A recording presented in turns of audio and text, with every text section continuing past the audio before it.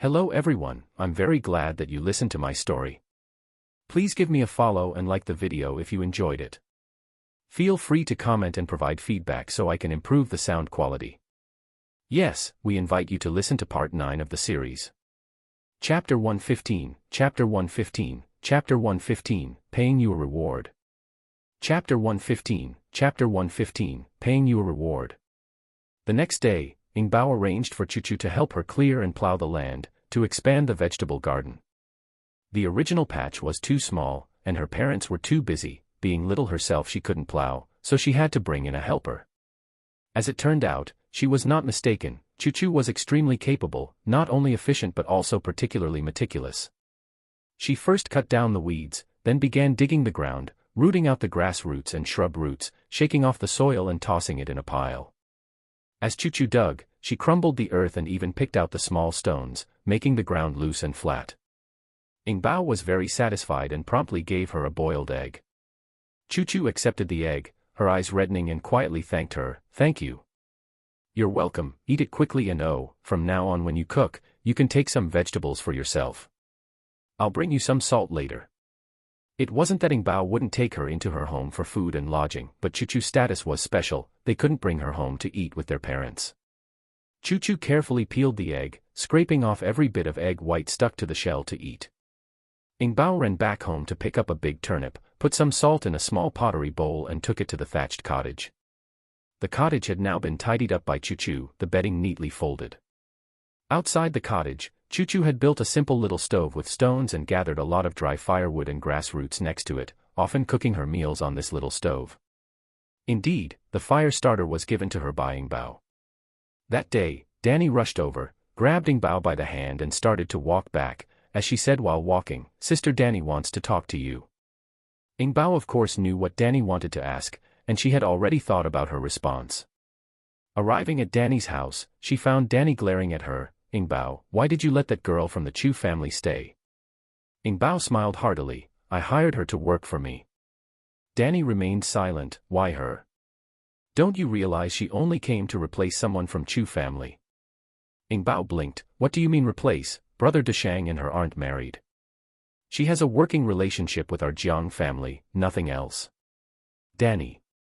Indeed, her brother and this woman were not married, and she was working for Ingbao, not their family. Danny's expression softened a bit, muttering, "You still shouldn't have kept her." "Ingbao, if I don't keep her and she refuses to go home, sleeping in the haystack at night, what if something happens?" Danny was taken aback, silent. In the room, Zhou family exchanged a glance, sighed. "We were not as thorough as Ingbao, Jiang Dad, we were just too angry at the moment. Now thinking about it, the girl from the Chu family is still a girl after all, we can't let her stay outside alone, our south slope is so quiet, if something happens it would be real trouble. It's all because of Chu clan leader's bad idea, let Ingbao handle it, as long as it doesn't involve Deshang." Zhou sighed, feeling exhausted. Jiang Dad comforted, "With Ingbao watching, it won't involve Deshang, you can rest assured." For the next few days, Chuchu worked hard and quickly cultivated a large patch of ground for vegetables. After the vegetable garden was leveled, Ingbao led her to the wild bamboo forest to cut bamboo and drag them back, stripping off the branches and leaving only the poles to stick around the garden. While inserting the bamboo fence, Ingbao asked to include the thatched cottage as well. After inserting the bamboo fence, and scattering the vegetable seeds, it was already May, and the Jiang family began to harvest golden mushrooms. Ingbao's golden mushrooms ripened earlier than her father's, and she had already harvested more than half of them. After watching for half a day, Chuchu was able to quickly grasp the task and even did it faster and better than Ingbao. So Ingbao left the task to Chuchu, focusing instead on planting more mushroom spores. Several days passed in such a hurry. The golden mushrooms and shuer have been sun-dried for several days and are dry. Ingbao packed them into a basket and stored them in their storeroom. At this point, the tasks that Ingbao had arranged for Chuchu had come to an end, and it was time to pay her wages. "Sister Chuchu, here are 3 strings of copper coins, count them." Ingbao pushed 3 large strings of coins forward. Chuchu, holding back her excitement, wiped her hands on her old dress several times before picking up the coins. "Really, are all these for me?" "Yes, it's your monthly wage, as we agreed." Ing Bao said with a grin. Chu Chu had been such a great help, she wanted to give her a little extra, but decided against it. Chu Chu counted the copper coins one by one, her heart leaping with joy. She has never seen so much money in her life, it felt like a dream. She lost count while counting her coins, and rather than continue, Chu Chu held the coins and began to cry. She had earned this, it was a large sum of money she had gained through her own hard work. Vingbao, can I really take all this money away? Chu Chu was still a bit in disbelief. Will your parents scold you? This is the wage you deserve, why would my parents scold me? Ing Bao patted Chu Chu's shoulder, saying earnestly, if you continue to work with me in the future, I will continue to pay you. Chu Chu nodded emphatically, I will work with you. She hesitated for a moment and then stuttered a question, Ing Bao, can I go home first? Of course. Ing Bao nodded, the harvest season is almost here, I will give you a month off. Chu Chu jumped with joy, hugged Ing Bao tightly and sobbed, thank you Ing Bao. Early next morning, Chu Chu came out of her thatched hut with her small bundle on her back, closed the door and left with a spring in her step. Looking up, she saw a mule cart parked in front of her, and there was little Ing Bao, her two younger brothers and her mother, sitting on the cart smiling at her. Get in the car, we're taking you home. Chun Yang said with a smile. She had noticed that this girl was genuinely good. She was honest, hardworking, and didn't mind being taken advantage of, a good kid indeed. Chu Chu pursed her lips, mumbled a confirmation and climbed into the mule cart. Secretly wiping away her tears, Chu Chu put on a smile and started talking with Chun Yang, Auntie, thank you all. Chun Yang said teasingly, silly girl, what are you thanking for, we were just going to town anyway, so we took you on the way. Chu Chu nodded. She knew that Aunt Sue was just saying that to make her feel better because Chu Mountain Village and the town were not in the same direction. The cart was driven by Ing Bao this time. The mule listened to her commands well, it ran off with its hooves clattering quickly without having to be whipped, not slacking off at all. The cart soon arrived at Chu Mountain Village and stopped in front of Chu Laosher's house. Chu Chu had just jumped off the cart when she saw her younger brother Chu Qing rushing towards her. Sister! Sister! Chu Qing flung himself into his sister's arms and began to sob. Chu Chu also started crying, holding her brother and asking him questions. Ing Bao took one look and drove the mule cart away. When she passed by a young man, she couldn't help but gaze at him for a moment. Chuyan. It was indeed Chuyan. He was tall and had stern brows, although he still had a childish face, there was no mistake in his demeanor. The young man turned to look at her and then quickly redirected his gaze and ran towards Chu Chu.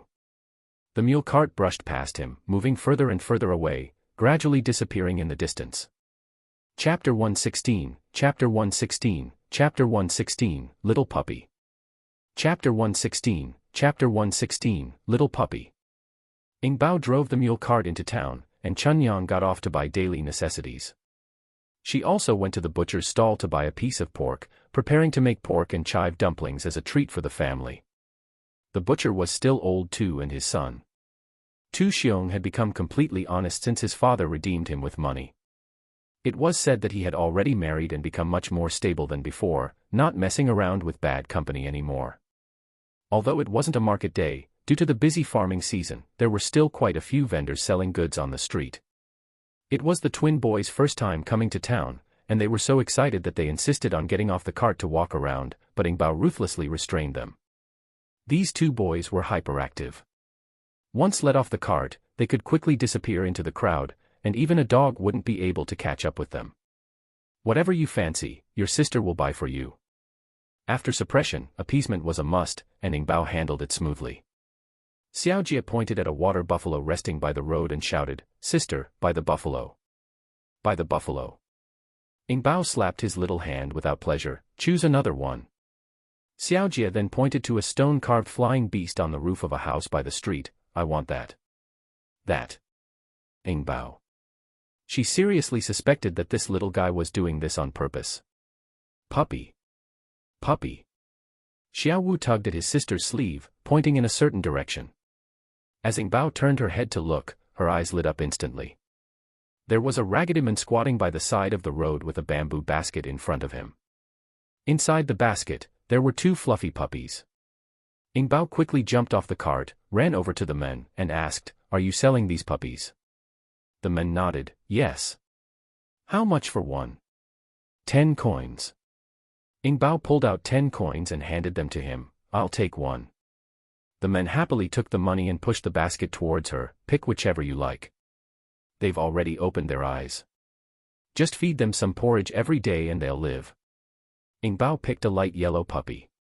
The puppy was soft and fluffy with droopy ears and eyes as black as polished black obsidian. It was incredibly adorable. When she returned to the cart with the puppy, Xiaojie and Xiaowu immediately pounced to snatch it. "I want it. I want it." Xiaowu, quick and agile, snatched the puppy away and twisted his body to prevent Xiaojie from touching it.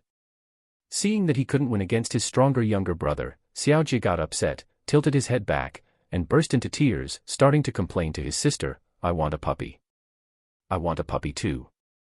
Having been worn down by the two boys, Ing Bao had no choice but to return to the men and spend another 10 coins to buy the other puppy as well. What other choice did she have?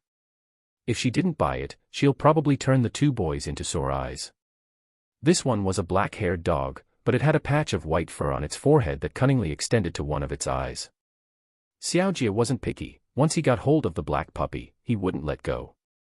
When Xiaowu reached over to have a look, Xiaojie twisted and turned to hide it from him. Xiaowu gave a snort, cuddling his yellow puppy next to his sister and whispered, "His puppy is so ugly." Ing Bao. When Chunyang came back from shopping, she was surprised to see that her daughter had bought 2 puppies. "Your father and I have been thinking about getting a dog to guard the house for a long time, but we never came across anyone selling them. It's quite a coincidence that you managed to buy 2 today." In the remote South Slope, keeping 1 or 2 dogs at home had the benefits of home guarding and nighttime alerts. Hearing this, the 2 boys protested in unison, "It's my puppy. It won't be guarding the house." Chunyang ignored her silly sons, packed away the items she had bought, climbed onto the mule cart, and headed home. Then the busy summer harvest season began. Harvesting wheat, threshing wheat, and drying wheat.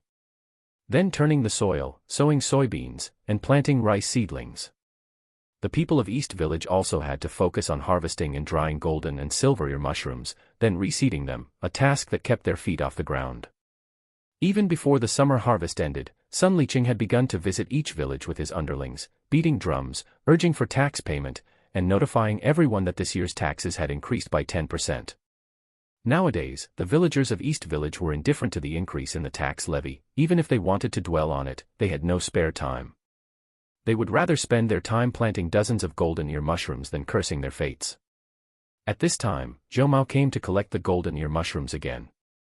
This time he brought 2 horse-drawn carriages, 2 accountants, and several bodyguards.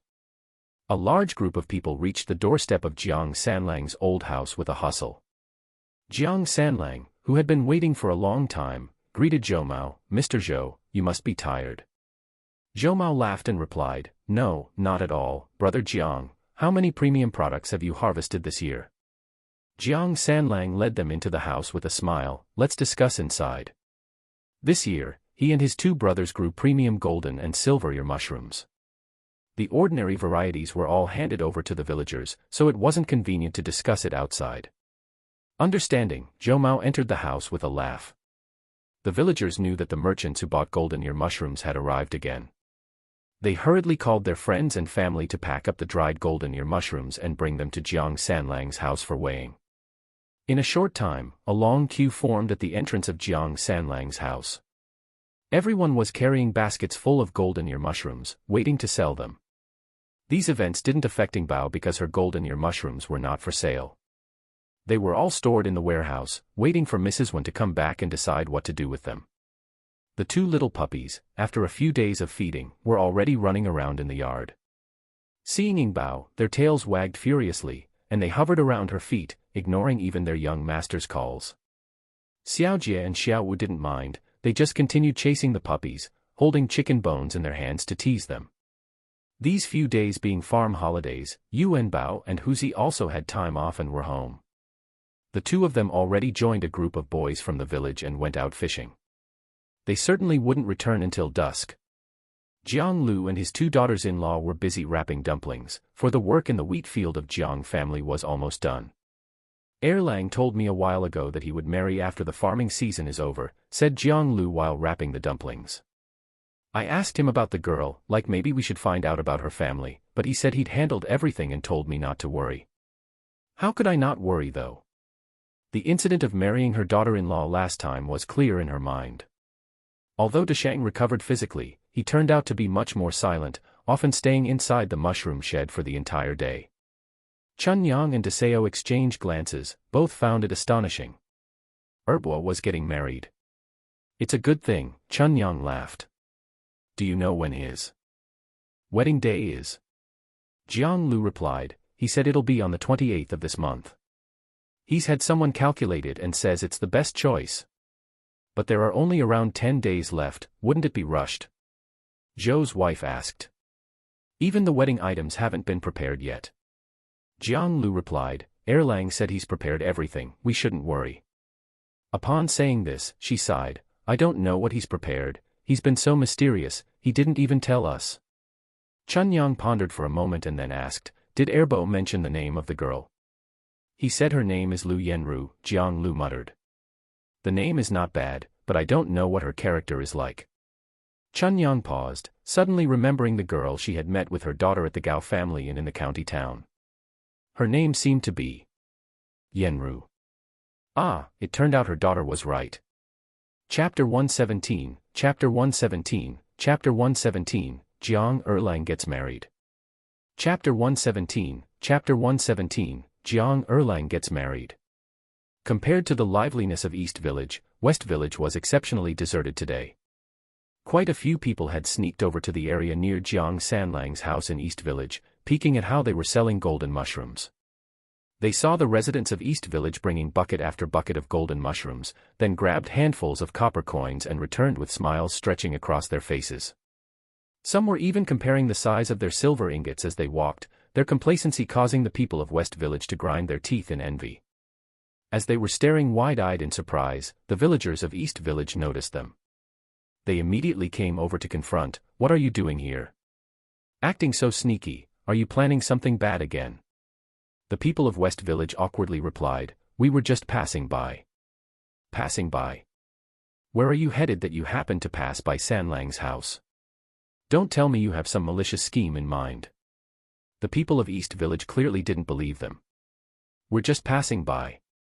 The road is public property, you can't control where we go. The villagers of West Village began to rebel. Public property. The East Village people were fuming at their words, you dare to claim that when you're on our East Village's territory? Why don't you take to the sky instead? Beat them up. Anyone who dares to stalk around our third brother's house is definitely up to no good. Are you here to steal children again? The people of East Village threatened to fight, clenching their fists. Right. They're definitely up to something. The rest of the group was eager to join in. Seeing the situation deteriorating, the people of West Village turned and ran, making it over the Shurgong Bridge before they stopped. They were infuriated. Even just looking from afar was problematic, how irritating. The real irritation wasn't the people of East Village, but Chen Laochuan's household. Instead of living their peaceful lives, they had to go steal kids from East Village.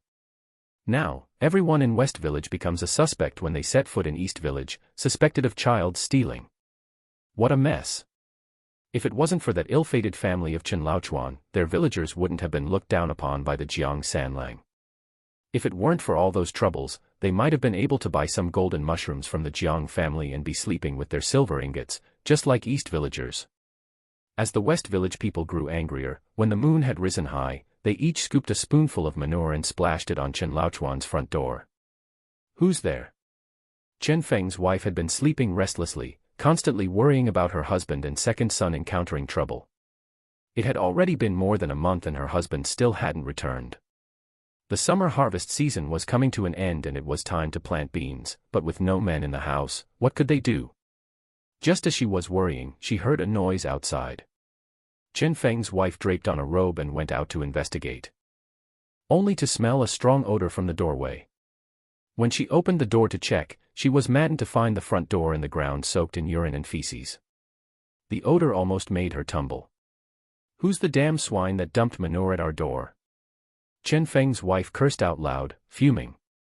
But under the shadowy moonlight, no one responded. After cursing a few more times, Chen Feng's wife didn't dare to linger outside.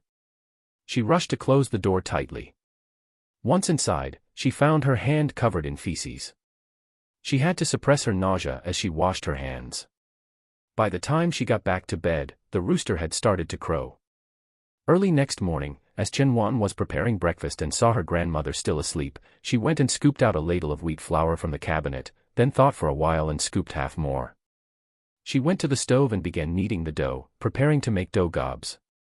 By the time she had finished making the dough gobs, all her sisters had woken up.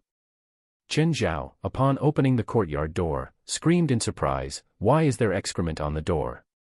Chen Wan knew what had happened, but she didn't care and said, "Just go to the river and bring water to wash it off." Chen Zhao was unhappy. "Why don't you go and fetch water? Why make us do all the dirty work?" Chen Wan ignored her and carried a big bowl of dough gobs into her grandmother's room. "Granny, it's time for breakfast." She called out a few times, but Chen Feng's wife remained still. She quickly went over to check, and found that Chen Feng's wife's face was bright red. She seemed to have developed a fever. Chen Wan became anxious at once, quickly went out to find her elder uncle and his wife. The busy farming period was over and soon it was the 28th of May. The Jiang family started preparing for a happy event again, this time to marry off Jiang Erlang. For the bride fetching, sedan chairs were not used. Jiang Erlang took 2 matchmakers and betrothal gifts. He along with some close brothers drove 3 mule carts to fetch the bride. No one from the bride's family came to send her off. The dowry was 2 red lacquerwood boxes, no one knew what was inside them. After crossing the threshold over a brazier, they went to the main hall for the wedding ceremony. Jiang Erlang, ignoring the teases from brothers, held the bride's hand throughout the whole process.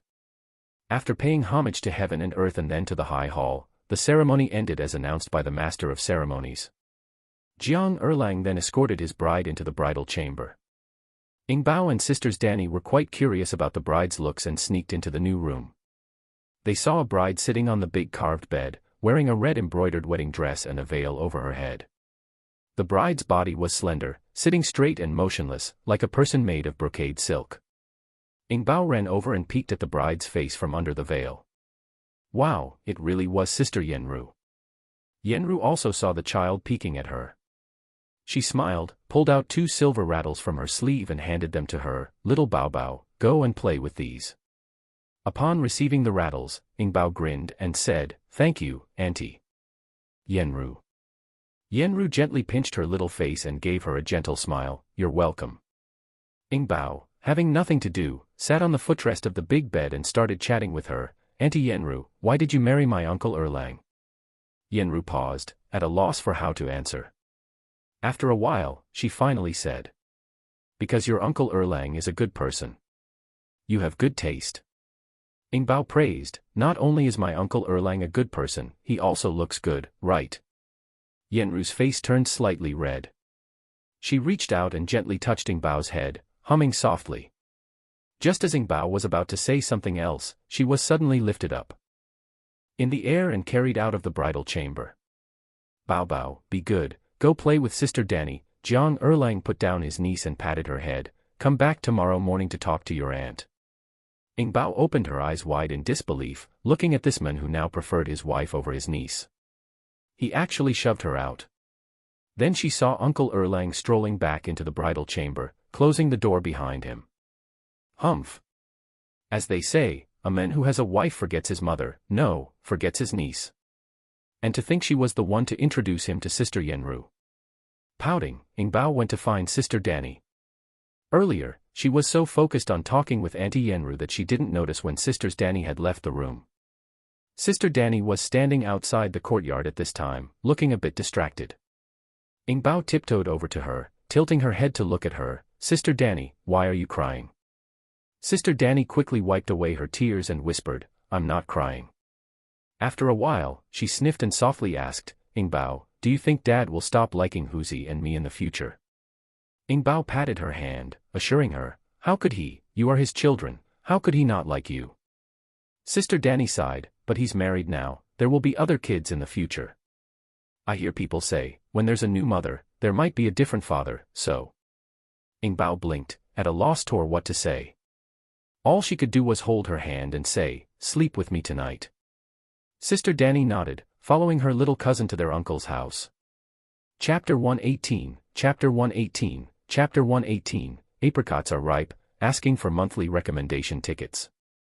Chapter 118, Chapter 118, Apricots are ripe, asking for monthly recommendation tickets. In the evening, Ernyen voiced many worries and even cried a little, but by morning it seemed she had forgotten all about it. She cheerfully discussed with Ingbao how they should spend the silver in their hands. She and Danny planted 200 golden ears each, and this time they sold it for 15 taels of silver. Added to the score or so earned last year, they now had over 30 taels. Compared to the girls of her age in the village, Ernyen was practically a little rich girl. When you get married later, you can use the money you've been saving to buy a shop in the county town. Even if you don't do any business yourself, you can still make money by renting it out to others every month, Ingbao suggested to Ernyen. So you need to save up as much as you can now. Ernyen agreed and asked with a wistful expression, how much silver does it take to buy a shop in the county town? It depends on the location. A shop in a good location will cost about 200 taels at least. What? It's that expensive? Ernyen did some quick calculations, and compared it to the silver she had on hand. It didn't seem like an impressive amount anymore. Next time when they divide the mycelium, she might as well plant an additional 200 golden ears. But the problem was, she needed space to cultivate the mushrooms. The mushrooms required a delicate environment, they couldn't be exposed to sun or rain, nor planted too densely. 10 or 20 extra plants would be fine, but any more would require the construction of a new bamboo shed. Ernyen scratched her head. Building a bamboo shed was no easier than building a house. After breakfast, Mother Chun took the children to meet the new bride. As they entered Jiang Erlang's courtyard, they saw most of the Jiang family members had already arrived. Yenru was in a red dress, serving morning tea to her in-laws from a bowl. The morning tea was an egg soup, made with boiling water and sugar added. Dad, Mom, please have some tea, Yenru respectfully offered the bowl. Old Man Jiang and Jiang Lu took the bowl, drank a sip, and gave their new daughter-in-law a red packet each. After serving the tea, Jiang Erlang introduced his wife to the family. These are my eldest brother and eldest sister-in-law. Eldest brother, eldest sister-in-law, Yenru greeted obediently. Jiang Dalong and his wife nodded at her but said nothing. Here are my third brother and his wife, Jiang Erlang introduced his younger brother and sister-in-law. Third brother, third sister-in-law. Second sister-in-law, Jiang Sanlang and Mother Chun nodded in acknowledgement. Over here are Deshang, Erquin, Danny, Yuan Bao from my eldest brother's family, Jiang Erlang introduced. Over there are Ingbao, Xiaojie, Xiaowu from my third brother's family. Yenru took out a large handful of silver jujubes and handed them out to the children, 2 for each. The children thanked her in unison, thank you, second aunt. Jiang Erlang then pulled his own 2 children closer. Pay respects to your mother. He turned to his newlywed wife, Yenru, this is my eldest daughter. Ernyen, and this is my eldest son, Huzi. Ernyen and Huzi looked a bit awkward, but they still called her mother. Yenru gave each of the siblings a fancy silver lock, and personally put them on for them. Once the introductions were over, Yenru went into the kitchen to cook, while Ernyen went in to help with the fire. Mother and daughter worked well together, one at the stove and the other at the fire, their cooperation silent but efficient. It was harmonious. Jiang Lu sighed in relief. In a low voice, she told her second son, now that you're married, settle down and lead a good life. Yenru seems to be a good girl, you ought to treat her well. I understand, Mom. Jiang Erlang said with a beaming smile, no one needs to make lunch today, we'll all taste Yenru's cooking. Zhou and Mother Chun both nodded with a smile. After the children had met their new aunt, Ingbao and the others ran off because Jiang Quan said he would take them to the pond to catch shrimp. The pond at South Slope was quite large, surrounded by many lotus plants. Their leaves were now quite large and could be used as hats when they are picked. Each of the kids had a large lotus leaf on their head and were catching shrimp with small nets by the pond. Very soon, they caught almost half a basketful.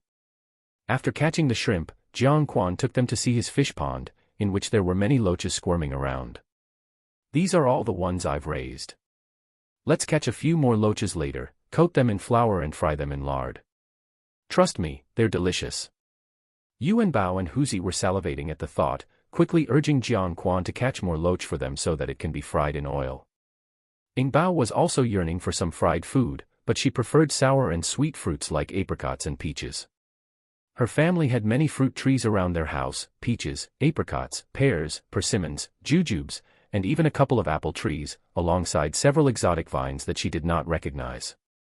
After pruning and grafting, the fruit trees started to bloom and bear fruit this year. As it was the first year they were fruiting, there were not many fruits. Each tree bore only several fruits. Yet, the sheer number of trees made up for it. Now it was the end of May, and most of the apricots had turned yellow. It appeared to be the right time to eat them. "Big brother, let's go and pick some apricots."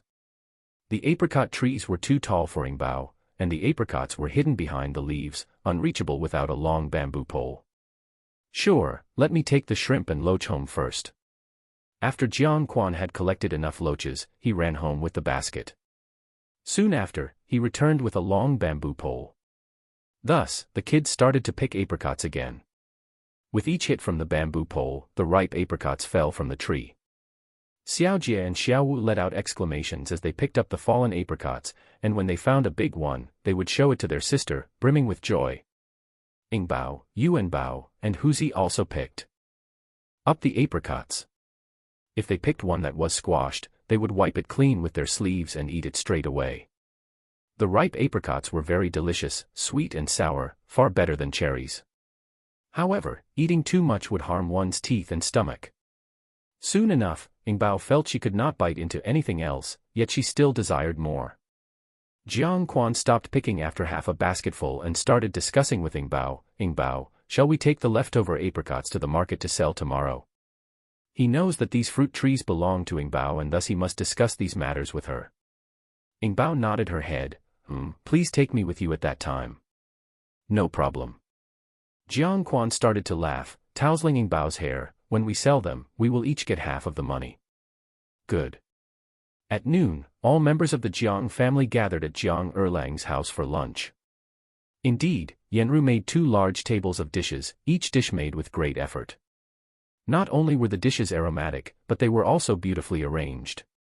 The shrimp and the loaches Jiang Quan brought back were also made into a dish according to his suggestion, fried in oil, placed in a large dish with a small round lotus leaf at the bottom, green and tempting. Both Zhou family's wife and Chun Yang, who had cooked for a lifetime, were not aware that dishes could be presented in this way. For instance, a circle of leaves could be arranged around the steamed fish, with a small piece of yellow apricot on each leaf. It looked extremely nice. During lunch, the adults sat at one table and the kids at another. Although the dishes served were the same, the fried shrimp and fried loach served at the children's table was more in quantity. After lunch, Yenru started to clean up the dishes. Chun Yang and De Nir also lent a hand. Ying Bao led her 2 younger brothers home. Having eaten too much at lunch, she took her 2 puppies for a stroll in the courtyard. The gourds that had been planted in the spring had now started to climb up the trellis, blooming with many small white flowers. Tiny green gourds had begun to emerge from beneath the flowers, and some had already grown to the size of half a palm. Xiaojie found these small gourds interesting and stretched his hand to pick them. He was stopped by Ying Bao. "These are baby gourds that have not yet grown up. We can't pick them just yet. Let's wait until they grow and then we will pick them, okay?" Reluctantly retracting his hand, Xiaojie murmured, "We can't pick the tiny gourds yet. We will pick them when they are bigger." "Such a good boy," said Ying Bao as she patted Xiaojie's head. Suddenly, Xiaowu ran over, lowered his head in front of his sister, waiting for her to pat his head while saying, "Xiaowu is the best behaved." Ying Bao had no choice but to pat him too and praised, "Xiaowu is also well behaved." Chapter 119, Chapter 119, Chapter 119, Wei Family Members. Chapter 119, Chapter 119, Wei Family Members. On this market day, Jiang Quan and Danny took Ying Bao to the market to sell apricots. A large basket full of ripe yellow apricots, each being juicy and full, was enough to make anyone salivate at sight. Jiang Quan placed the basket in a place with a high rate of foot traffic and began to call out, "Apricots for sale. Big and sweet yellow apricots, 10 coins a pound." Today, he brought the family scale to accurately weigh the apricots, and even prepared a large pile of lotus leaves for packaging the apricots. Soon a customer came asking, "Are the apricots sour?" "There are no apricots that aren't sour, but the ones from my home are mostly sweet," Jiang Quan explained to the customer. "Let me taste it." An old lady reached out and took a bite of one. Jiang Quan was unable to stop the quick-handed old lady and looked at her with some annoyance, suggesting that if she didn't buy, she would not be allowed to leave. Fortunately, the old lady bought 2 pounds after tasting one, but when it came time to pay, she shortchanged him by 1 coin, giving only 19 before leaving. By the time Jiang Quan finished counting the money, the old lady had disappeared. Jiang Quan shook his head and continued calling out for customers. At this time, several people from East Village arrived. Seeing their village's fairy child selling apricots, they quickly came over to show their support, each buying 2 pounds of apricots, and loudly praising, "These apricots are delicious. This is the first time I've tasted such delicious apricots. Hey, don't just watch, hurry up and buy. They'll be gone if you're late." Thanks to their shouting, a crowd gathered to buy apricots. Jiang Quan grinned from ear to ear and hurriedly started weighing the apricots in lotus leaf packages for the customers. Seeing the large crowd, others in the market approached out of curiosity. The result was that more and more people gathered until the place was completely crowded. "Move! Move! Everyone move!" Someone shouted loudly, trying to disperse the crowd. A boy of about 6 or 7 years old was seen being squeezed into the crowd by some people. The boy was dressed in splendid silk, with an exquisite jade brand hanging around his neck, an obvious sign of his from a wealthy family. In such a rural place, it was rare for someone to wear jade ornaments, yet the jade brand around the boy's neck was smooth and transparent, clearly of high value. The boy came over to Ing Bao and looked at her. "What are you doing?" "Selling apricots." Hearing his accent, Ing Bao noticed he wasn't a local and seemed curious, watching him carefully. "Apricots." The boy stretched his neck to look into the basket. "Are they tasty?" "Tasty," Ing Bao replied. The boy turned to his attendant and said, "I want to buy apricots." The attendant hastily shook his head. "No, young master, these things can harm one's spleen and stomach, you cannot eat." The boy got angry and kicked the attendant. "I want to buy them." Left without a choice, the attendant took out some copper coins and bought a pound of apricots. The boy, mimicking the others around him, grabbed an apricot, rubbed it on his sleeve, and then took a bite. As soon as the apricot hit his tongue, his face instantly puckered up at the sourness. He stealthily glanced at Ing Bao, noticed that she was watching him, and quickly finished the apricot in a few bites. After finishing the apricot, he seemed to want another one. The attendant quickly tucked the bag of apricots into his chest and moved the boy away from the crowd. "Young master, let's eat more at home. There are too many people here." The boy didn't want to leave, but kept looking back at Ing Bao. Finally, he pointed at her and said, "Take her too." The attendant grimaced and whispered, "Young master, she's a child of a good family, we can't take her." "Then buy her." The boy insisted rudely. "Oh my, young master, they don't sell people." The attendant tried to coax the boy towards a carriage. "Please get in the carriage, the eldest son is getting impatient." "I don't want to get in." The boy was angry and kicked the attendant viciously. "I want to buy more apricots."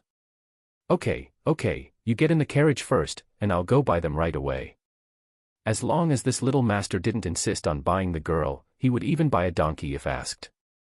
The attendant lifted the boy into the carriage and quickly went back to the crowd to buy another pound of apricots. He glanced again at the girl, marveling to himself. No wonder the young master wanted to buy her, this lassie is truly beautiful to behold. In the carriage, the upright-sitting young man looked surprised and chided coldly, "Wei Zhan, why were you running around just now?" Wei Zhan didn't fear his half-bred elder cousin in the slightest. He stoutly replied, "I was curious about the crowd." Wei Wenbo argued angrily, "Curious? You jumped right off the carriage out of curiosity. If I had known you would be this disobedient, I wouldn't have brought you out." Wei Zhan scoffed, grunted lightly, and took command as soon as the attendant returned, "Give me the apricots." The attendant, discreetly glancing at the elder young master, took out a package of yellow apricots wrapped in lotus leaves. He softly warned, eating too many apricots is bad for the body. Young master should eat less. Wei Zhan snatched the package of lotus leaves, glared at the attendant, and bit into an apricot. Wei Wenbo was left with a sour taste, but he couldn't help picking one up. Isn't it sour? It's not sour, it's delicious. Wei Zhan replied, expressionless. The steward of the party asked, young master, shall we continue with Qin Chongping?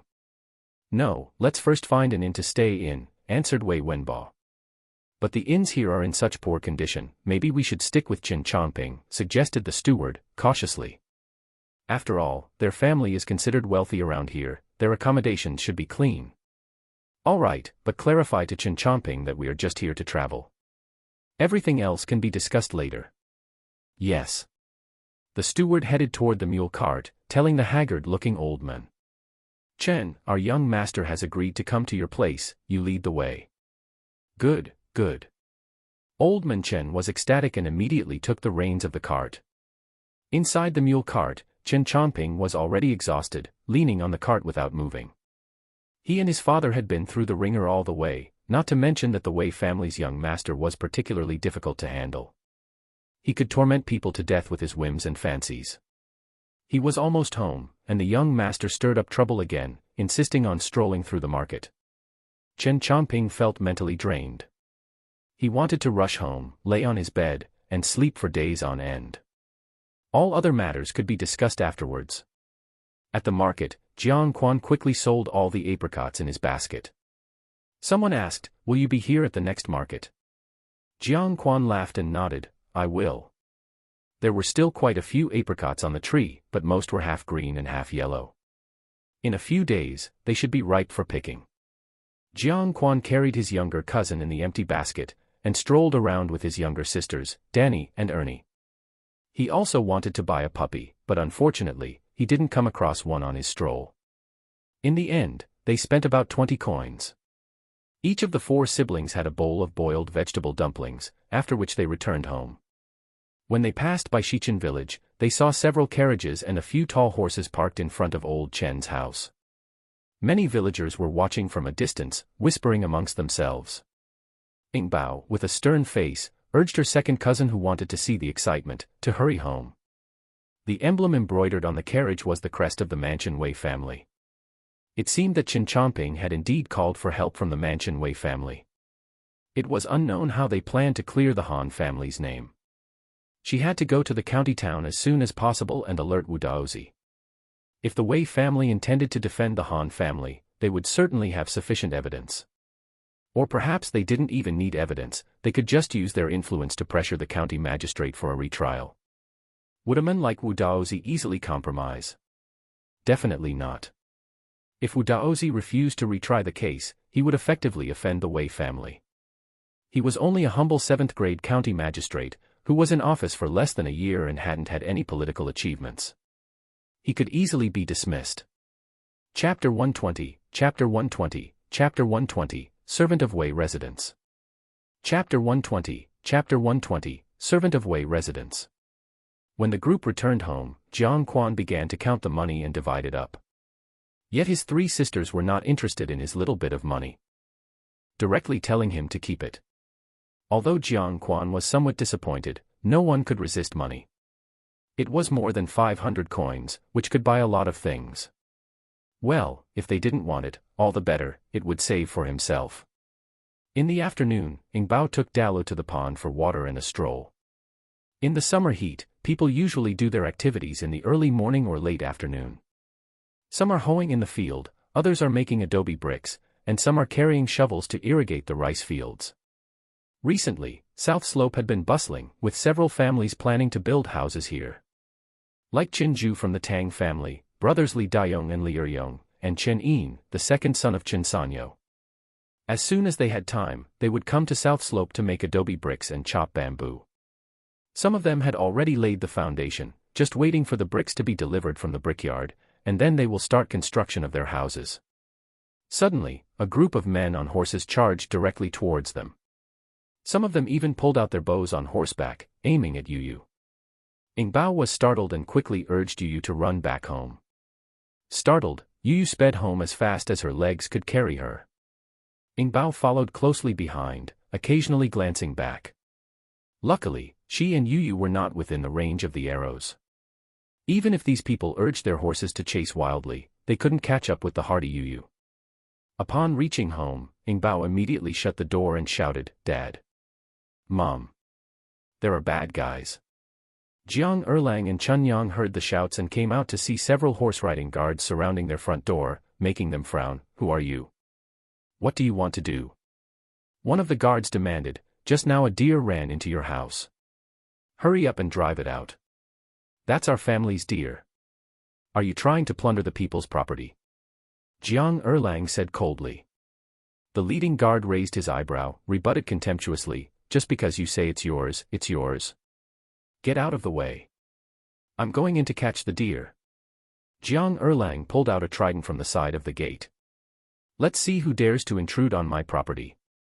At this point, brothers Jiang Cheng, Jiang Erlang, and Jiang Quan also came out, each holding tools such as shovels, tridents, and wooden sticks as weapons. They angrily shouted, "Who are you? What do you want to do?" Seeing so many men coming out made them hesitate slightly. One of them whispered, "Forget it. We just arrived here. We should avoid conflicts with the locals. If the eldest young master gets to know about it, we won't be able to explain." Another one added, "What's there to be afraid of? We are guards for the young master. What's wrong with hunting deer in the mountains? But that's a deer raised by the villagers." Some didn't want to stir up trouble. The leading guard snorted coldly, "We'll buy it off them for a few dozen coins." They dare not say anything. At this moment, 3 more horses arrived, one of them carrying a 6 or 7-year-old boy. The boy pulled the reins haughtily and asked, "What are you doing surrounding someone's house instead of hunting?" "Young master." The leading guard greeted with a salute, "We were interested in a deer, but these arrogant villagers have hidden it in their courtyard." Ing Bao angrily shouted, "That's our family's deer." Seeing that it was the little girl he had met in the market, the boy's eyes lit up. Seeing her standing with her hands on her waist, glaring at them, he asked, "Are you trying to steal someone's deer?" The leading guard hesitated before attempting to defend himself. "Young master, the deer is a creature of the wilderness. How is it theirs? These insolent villagers are taking advantage of your youth." Before he could even finish his sentence, the boy cracked a whip across his face. The boy angrily said, "Get out of here. Don't follow me anymore." He hated being referred to as young. Though humiliated, the leading guard still responded, "As you wish, young master," and backed his horse away. The boy turned back to Ing Bao and nodded, "Don't be angry. My guards were rude. They won't take your deer." After a pause, he added, "So, you live here?" Jiang Erlang stepped in front of his daughter and coldly said, "Our humble household isn't suitable for a young master. We won't invite you in." He told Chun Yang to take his daughter back to the yard and close the gate, while he stayed outside to deal with these people. After a while, the group finally rode away. Jiang Cheng and Jiang Erlang asked what happened. "Ing Bao, they just tried to hunt Yu. Who are they?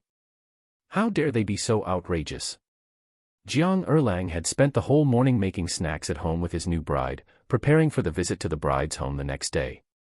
He had no idea that old Chen from West Village had returned from Prefecture City, bringing with him a large group of people. They were brought back by the Chen family from West Village. It's said that they are people from the Wei family in Prefecture City, Ing Bao explained. "The Wei family from Prefecture City? What do they want here?" In this poor mountain village, it was rare to have nobility visiting. Jiang Erlang had been alive for more than 30 years and this was the first time he had encountered so many neatly dressed horse guards. Jiang Sanlang shook his head, "I don't know, but these men are definitely former servants of old Chen's master. His family had a grudge with old Chen's family, this was a given. Chen might just use those servants to seek revenge against his family. Elder brother and second brother, don't let Danny, Ernie, Yuan Bao, and Huzi wander off these days. We have to guard against this group," Jiang Sanlang said. Jiang Erlang and Jiang Dalong nodded, "Don't worry, we have our plans." Jiang Dalong turned to ask his younger brother, "Aren't you taking your sister and siblings to the county tomorrow?" Ernie and Huzi are not going, right? Yenru and I can go. Then let Ernie and Huzi stay at my house, I'll let Dashang look after them, Jiang Dalong said. Jiang Erlang, all right. Ingbao knew from that book why these people came here, but she couldn't tell her parents. So she had to go to the county to talk to Wu Daozi. Uncle, I want to go to the county with you tomorrow. I promised Magistrate Wu to bring him some jiner. Jiang Erlang nodded, all right, we should also thank Magistrate Wu properly. Bao Bao, does Daddy go too? Jiang Sanlang was a little apprehensive about letting his daughter go alone. Ingbao, no need, Uncle and I will be fine. It would be inconvenient to talk with too many people, so it was better not to bring her father along. The next day, Ingbao got up early to wash and clean herself, and also packed a bamboo basket with quite a few things. After eating the chicken noodle soup that her mother had cooked, Ingbao climbed onto the mule cart and sat down next to her Aunt Yenru. Jiang Erlang flicked the reins and drove the mule cart onto the road. Yenru loved the little baby she held in her arms, and seeing Ingbao's hair was carelessly tied, she wanted to comb it again and braid it properly. Ingbao's hair was much thicker than when she was a child, and it had grown considerably, barely manageable to style into an ornate bun. Yenru took out her makeup box and took 2 pink ribbons to braid into her niece's hair. She intricately twirled and wrapped, combing Ingbao's hair into 2 beautiful hanging bun hairstyles and stuck 2 blue beaded flowers on each side. Holding up the bronze mirror for Ingbao to see, she smiled and asked, "Do you like it?" Ingbao blinked, somewhat unable to believe that the little figure in the mirror was her. She nodded, "It's beautiful." For the first time, she felt that she looked so beautiful, she couldn't help but touch the ribbons hanging from her hair buns. Her eyes curved into crescents. "Aunt, you braid so beautifully." Ingbao was generous with her compliments. "I've never seen it before." In fact, she had seen more intricate and beautiful updos in her past life, but that was in the past. Yenru laughed and gently touched Ingbao's little nose. "It's because Bao Bao is so pretty, any hairstyle suits you." Ingbao narrowed her eyes and nodded vigorously. "Yes, Aunt is beautiful too." Now, Yenru was indeed beautiful, glowing with a vibrant energy, much more beautiful than when she first met her. Yenru giggled, took out some whitening skin cream, and started applying it to Ingbao's face. "This whitening skin cream is homemade by me, give it a try and see if it's comfortable." Ingbao nodded, letting Yenru handle her freely, asking from time to time about how to make the whitening skin cream and rouge. Yenru seemed to know everything, talking to her all the way about how to make rouge and powder, and how to mix whitening skin cream. Ingbao listened with great interest, deciding to plant more flowers in the future to try making her rouge and powder. Chapter 121, Chapter 121, Chapter 121, Seeking County Magistrate Wu 1. Chapter 121, Chapter 121, Seeking County Magistrate Wu 1. The mule cart quickly entered the county town, winding through a maze of streets before stopping at a household's front door. The door to the house was wide open, and Xiao, Yenru's maternal aunt, was eagerly awaiting their arrival at the front door. Seeing the cart pull up, she immediately rushed over. "Oh my, Yenru is back." Jiang Erlang helped his young niece off the cart, assisted his wife to dismount, and then began to unload the gifts. 2 bolts of fabric, 4 boxes of pastries, 2 jars of wine, and 8 kinds of gifts in total, all neatly packed, not one too many or too few. "Auntie," Yenru paid her respects to her aunt, and introduced Ingbao. "This is Uncle's daughter Ingbao. She is here with us, and later she will be visiting the county government to meet the official." Ingbao bowed to the inn's matron. "Hello, Auntie." Good. Xiao, seeing her smile spread across her face, hurriedly took her hand and said, "Let's go inside and chat." "We can't, Auntie. We must return back," said Yenru. As it was a visit back to her home, she had to visit her maiden family. Although Yenru's biological mother had passed away, her elderly father and stepmother were still at home. Xiao didn't insist. She just whispered, "If they don't keep you for a meal there, bring your husband to my place." "Okay." Yenru softly responded. She picked up the 8 gifts from the cart and, accompanied by Jiang Erlang, headed towards her mother's family's home. The Lu family house was not far from Auntie Xiao's, separated only by 4 or 5 houses. As Ingbao, Lu Yenru, and Jiang Erlang walked into the Lu family courtyard, they saw several people standing under the eaves of the main house. In the center stood a man in his 40s with a weathered face and long beard. He was dressed in lake silk with a brightly colored silk flower in his hair, presumably Yenru's father. Next to him stood a middle-aged woman dressed in a light blue summer cloth dress. She didn't say a word as they entered, her expression cold. Next to the woman stood a girl about 15 or 16 years old. The girl's face was fair, her eyebrows similar to Yenru's, but her thin lips gave her a severe look. There was also a boy about 13 or 14 years old, with a devil-may-care look. Seeing Jiang Erlang bringing in the presents, he shouted out loud, "New brother-in-law, what gifts have you brought? Did you bring anything for me?" Jiang Erlang didn't say anything. Yenru's father, however, glared at the boy, rebuking, "Nobody would think you're mute if you didn't speak." The boy snorted and said carelessly, "I'm just asking, what are you glaring at me for, Dad?" The man paid him no further mind, took a glance at Jiang Erlang, and then frowned at Yingbao. Jiang Erlang paid his respects to Yenru's parents, and Yingbao did the same. Then they heard the stepmother say in a sarcastic tone, "Oh, unable to have your own children, you bring someone else's child to the house. Don't blame me, the stepmother, for saying it, Yenru, you seem destined to raise children for others." Yenru's face turned red with anger. She was about to argue with her stepmother but was stopped by Jiang Erlang.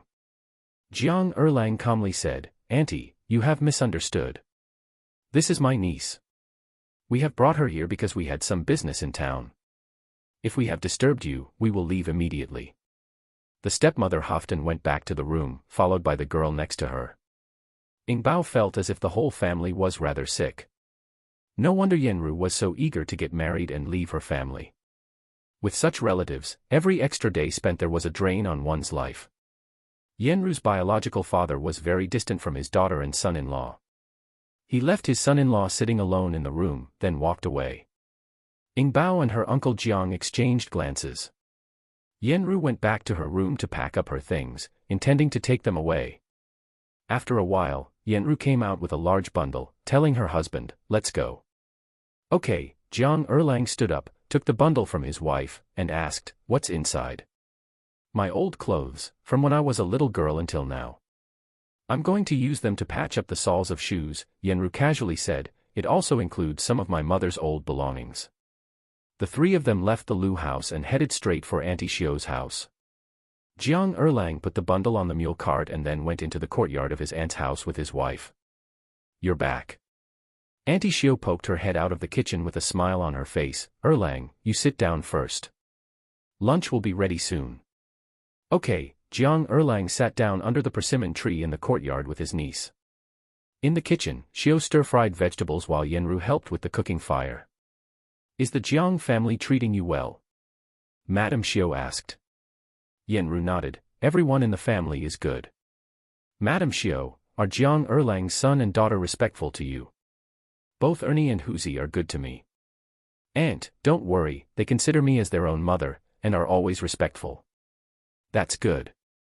Madame Xiao felt relieved, sighed gently. "You have finally found happiness after suffering. My elder sister can rest in peace now." Yenru remained silent. Madame Xiao placed a fish into the pan. The hot oil sizzled loudly. "Your stepmother wishes for nothing but your downfall. Today, she met me on the road and spoke sarcastically, humiliating me. Such a wretch. I'm sorry for the worry, Aunt. Please don't pay her any mind next time. After returning today, I don't plan to go back to her again. From now on, I'll come here, Aunt, as you are my true family." Upon hearing this, tears welled up in Madame Xiao's eyes. While wiping her tears, she sobbed, "Good child, from now on, this is your home." Her own niece had lost her mother at a young age. If it weren't for her own care, the child would have been tormented to death by her stepmother. Thank goodness she finally married into a good family. Madame Xiao cooked a few dishes, and then she bought some braised food from a store, managing to cook a simple meal. By this time, her husband had returned, and he and his nephew had a few drinks together. After dinner, Yenru stayed to chat with her aunt, while Jiang Erlang took Yingbao to the county government office. The county government office was overgrown with weeds, looking even more desolate than in winter. Yingbao jumped off the mule-drawn cart, running to the gatekeeper government official. "Uncle, I came to see Uncle Wu." The two officials recognized this little child and, chuckling, asked, "What do you need from the officer?" Ing Bao took out a few yellow apricots from her pocket and gave them to the official. "I brought apricots for Uncle Wu to eat." The official teasingly accepted the fruits, biting into an apricot while going into the inner hall to deliver the message. Not long after, Wu Rui ran out. "Oh. It's really Ing Bao, come, follow me. The officer is free right now. I also brought delicious food for Uncle Wu. Uncle Wu, can you help me carry it?" Ing Bao went to the side of the mule cart, pointing at a bamboo basket. "This basket." Jiang Erlang quickly got off the cart to greet Wu Rui. Wu Rui, waving his hand with a smile, said, "Just come in with me." Subsequently, Jiang Erlang followed Wu Rui and Ing Bao into the inner yard of the county government office, carrying the bamboo basket. In the middle of the inner yard was a huge vine trellis, lush and full of countless wisteria flowers. Wu Daozi was sitting on a bamboo couch under the vine trellis, fanning himself with a pu fan while reading a book. "Uncle Wu." Ing Bao ran over excitedly. "Uncle Wu, do you still remember me?" Looking at her, Wu Daozi smiled and said, "It would be difficult not to remember you. What brings you here today?" Ing Bao giggled, sitting down beside the small bamboo table next to the couch, and whispered, "I've prepared a very good medicine specially for Uncle Wu." "Oh. What medicine is it?" Wu Daozi asked with the fan in his hand. Under the intense sun, Jiang Erlang awkwardly stood holding the bamboo basket, not knowing whether to put it down. Wu Rui went forward and helped him, moving the bamboo basket under the trellis. Ing Bao started taking things out from the basket one by one, mumbling to herself, "Our apricots ripened at home. I picked some last night to bring for you to taste. And this golden ears packet, I grew it myself. It's for you to boil and eat, Uncle Wu." "Oh, where's my medicine?" "Oh, here it is." She found a clay pot at the bottom of the basket, took it out and gave it to Wu Daozi. "This is the medicine pellet I prepared for you, Uncle Wu. You must take it, one a day." Wu Daozi sat up, opened the pot lid, and instantly smelled an indescribable fragrance. He squeezed out a pellet and looked at it, asking, "What ailment can this medicine cure?" Chapter 122, Chapter 122, Chapter 122, Must Take Medicine. Chapter 122, Chapter 122, Must Take Medicine. Ing Bao blinked her eyes. "These can cure any disease. Uncle Wu, you must take them. Only then will you get better." Wu Daozi laughed. "You are a clever little girl indeed." As he spoke, he popped a medicinal pellet into his mouth and chewed it before swallowing. He nodded and said, It has a sweet and sour taste. It seems to contain hawthorn." Ing Bao gave an awkward smile and glanced at the lump on his neck. Seeing it hadn't grown, she sighed with relief and said mysteriously, "Uncle Wu, you better believe, my medicine is the best. I even cured Chenju." Wu Daozi, while fanning himself, asked casually, "Who is Chenju?" "He is the son of clan leader Chen. He almost died from a severe injury to his thigh, but I saved him." Ing Bao enthusiastically praised herself. "Am I impressive or not?" Wu Daozi laughed and said, "Very impressive. So, Uncle Wu, you must take your medicine regularly. Then, the lump on your neck will stop growing." Ing Bao dared to point out Wu County Magistrate's weakness. Wu Daozi seemed thoughtful, picked up another pill and examined it carefully. He also took the time to smell it. Ing Bao stole a glance at second uncle, seeing that he had retreated with Wu Rui to the side under the eaves. She said to Wu Daozi, "Uncle Wu, my family also grows quite a lot of cotton. It can be used to weave cloth or make cotton clothes and quilts. It's much better than Rami. Would you like to take a look?" She knew if Wu Daozi wanted to stand out in the year-end evaluation, he must do one or two things beneficial to the country and the people in his term. Her cotton would certainly become the greatest achievement of the local official in the future. Once cotton cultivation is promoted, it will significantly solve the people's problem of clothing and keeping warm. Originally, Ing Bao didn't understand these, but she had read a lot of dialogues. She knew a bit about the affairs of the officialdom. What cotton? Wu Daozi was certainly interested.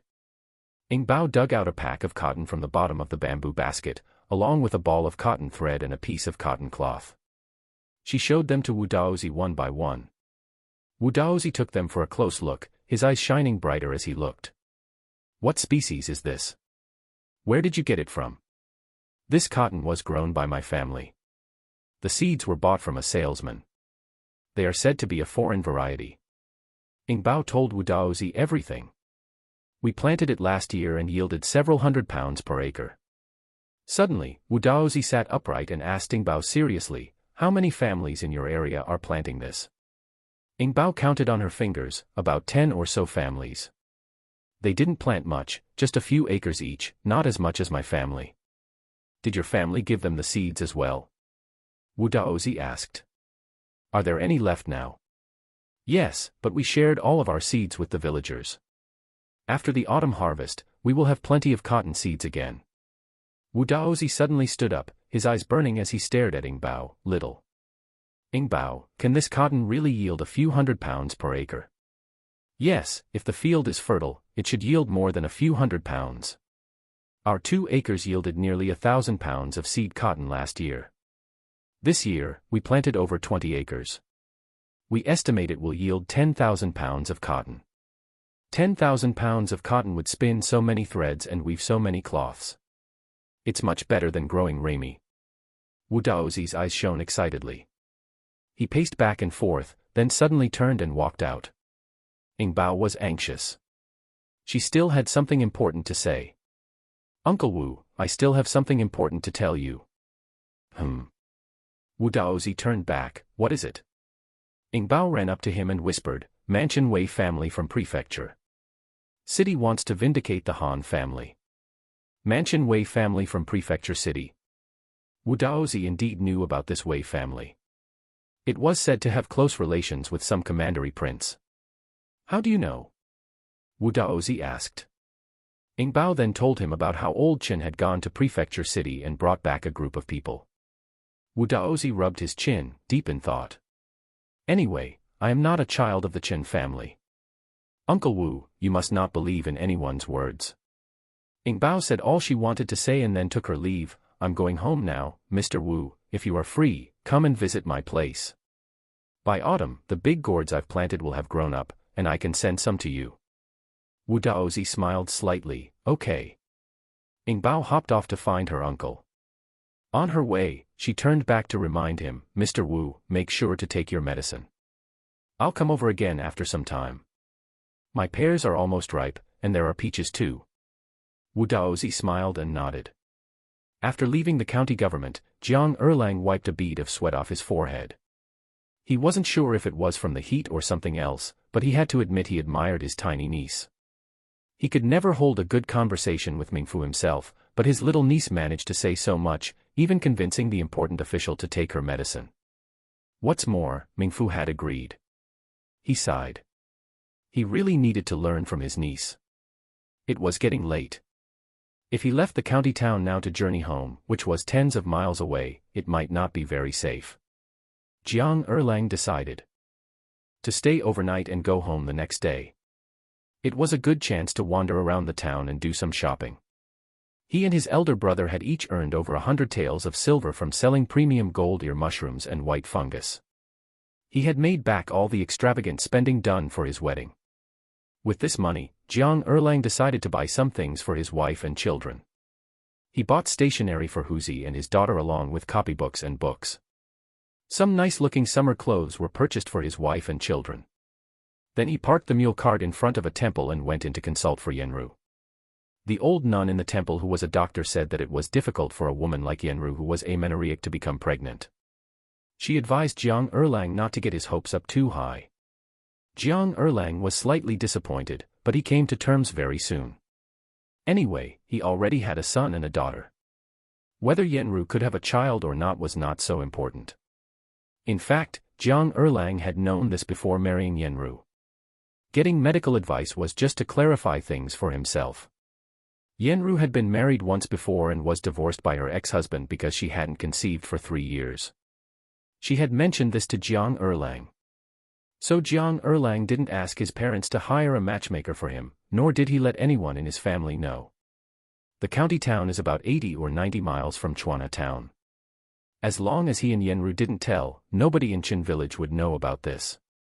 While wandering about the county town, Ing Bao and her uncle bought some books and primers for her little brother, and some facial cream and rouge powder for her mother. Finally, they visited Jiukong medicine shop and bought a decent quantity of exotic spices. These spices were quite expensive. She spent nearly 20 taels of silver on a few small packs. The spices she bought all had seeds, like pepper, coriander, garlic, onions, and so on. After returning home the next day, the first thing Yingbao did was to sow those spices in her underground cellar and water them thoroughly. She wasn't sure if they would survive, but whatever, as long as one of them could grow, she would make a profit. That day, Chu came back, bringing her younger brothers, Chuyin and Chuqing, with her. Yingbao, they just came to have a look, nothing else. You don't mind, do you? Chu fiddled with her fingers nervously, afraid that Yingbao would be displeased and send her away. Yingbao replied, I don't mind. You can show them around. There are apricots on the trees that you can pick and give to them. Later, we'll catch some shrimps in the pond. Then, we can have lunch at my place. Chu smiled, hugged Yingbao, and said, Thank you, Yingbao. Thus, a big group of children, carrying bamboo poles and nets, went to pick apricots and catch shrimps. The only pity was the pond was small and the yield of shrimps was limited. They only managed to get less than half a basket of shrimps after a long effort. Taking advantage of the fact that her second cousin was not around, Yingbao secretly went to his breeding pond and caught half a basket of loaches. Only then did she happily take the children home. Chapter 123, Chapter 123, Chapter 123, It turns out to be grapes. Chapter 123, Chapter 123, It turns out to be grapes. If you ask who in the Jiang family now cooks the most delicious meals, it would definitely be Yenru. So, Yingbao handed over the half basket of shrimp and half basket of loaches to the new aunt and took a group of children to gather apricots. It's a pity that the peaches aren't quite ripe yet. Otherwise, she would have picked some more for Chuyin and Chuqing to taste. Ever since she confirmed that this Chuyin was the Chuyin in her past life, Yingbao always carried a guilty heart. In her past life, Chuyin must not have ended well. He might have been sentenced to death by the governor shortly thereafter. Because he took her out of the governor's mansion and sent her out of Prefecture City, he could not hide this from anyone. And the governor hated those who betray him most. Regardless of the type of betrayal, he would personally behead the betrayer. Brother Chuyin, do you like peaches? Yingbao looked up at Chuyin and asked. Chuyin looked at the peach tree in front of him and nodded. Wait another 10 or so days and you can eat them. Then, come to my house and I will pick some peaches for you. Yingbao enthusiastically introduced her family's fruit trees to Chuyin. There are also pears over there. They will be ripe in a month. You must come and try them. A rare smile appeared on Chuyin's face. Okay. Then Yingbao led him to a few exotic vines, pointed at the small green fruits growing on the vines, and asked, Do you recognize this? Chuyin nodded. Western region grapes. What? Yingbao was surprised. Are these Western region grapes?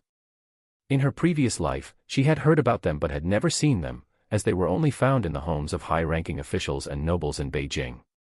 Chuyin nodded affirmatively. He had seen and eaten them in his childhood. Yingbao was stunned. She touched the small green fruits, couldn't help it and picked one to take a bite. A sour taste instantly wrinkled her face. Yuck. It tastes awful. Chuyin laughed and said, They aren't ripe yet, so of course they don't taste good. Yingbao knew that unripe fruit wouldn't taste good.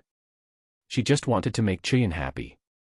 After introducing their fruit trees, Yingbao said, I'll teach you how to grow auricularia. She brought over some bran and mulberry wood shavings, teaching Chu and Chuyin how to crush them, how to steam sterilize, and how to store them in a pottery jar after cooling. Then she brought out a jar of mycelium for planting. She instructed them on how to manage the auricularia seedlings, how to keep them moist, and how to prevent the auricularia from changing colors. Chu and her 2 younger brothers watched carefully, and after 2 hours of serious learning, they even forgot to eat. In the evening, Chuyin and Chuqing stayed in Chu's hut, and Yingbao let Chu rest with her. The next morning, Chuyin and Chuqing went home with 5 jars of auricularia mycelium given by Yingbao.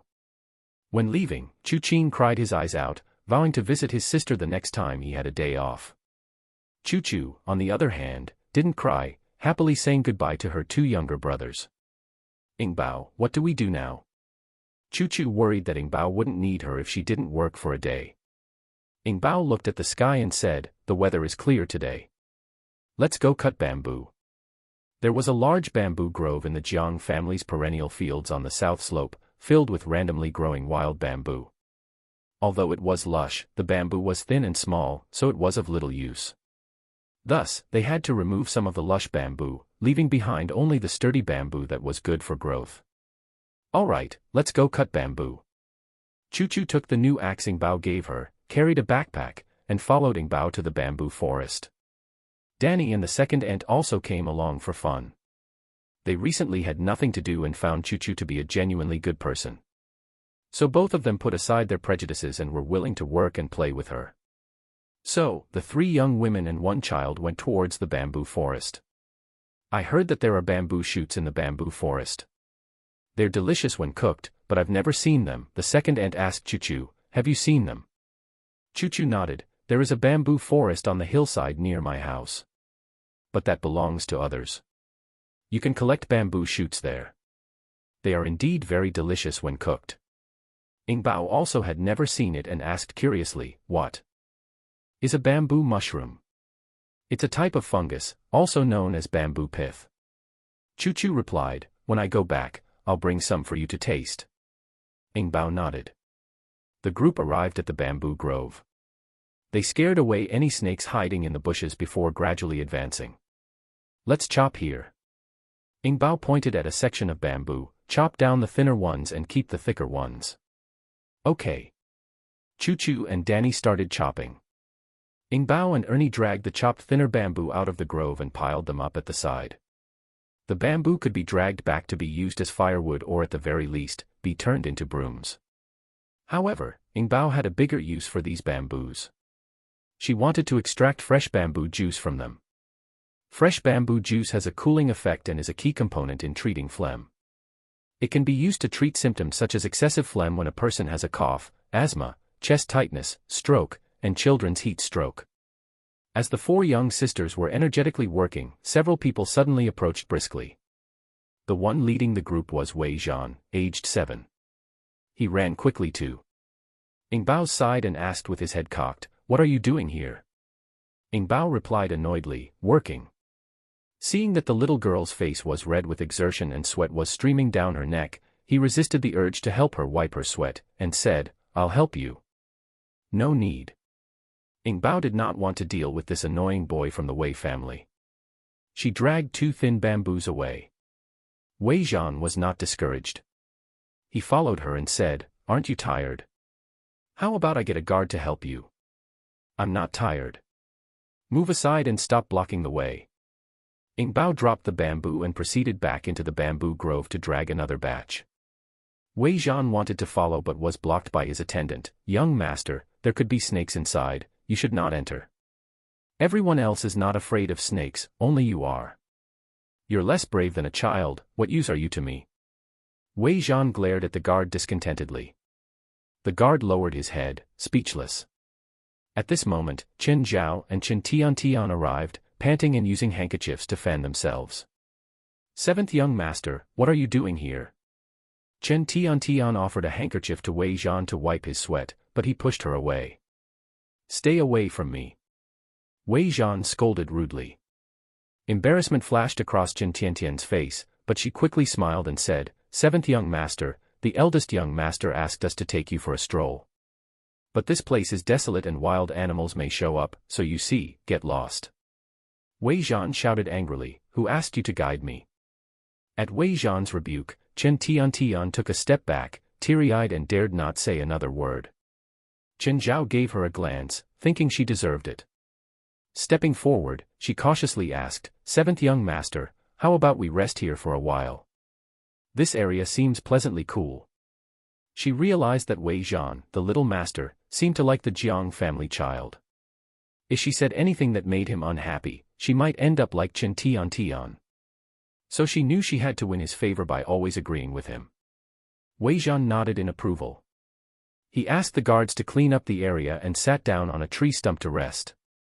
Wow! Bamboo mushrooms! So many bamboo mushrooms! Chu screamed in joy from inside the bamboo groove. Ing Bao ran over to check.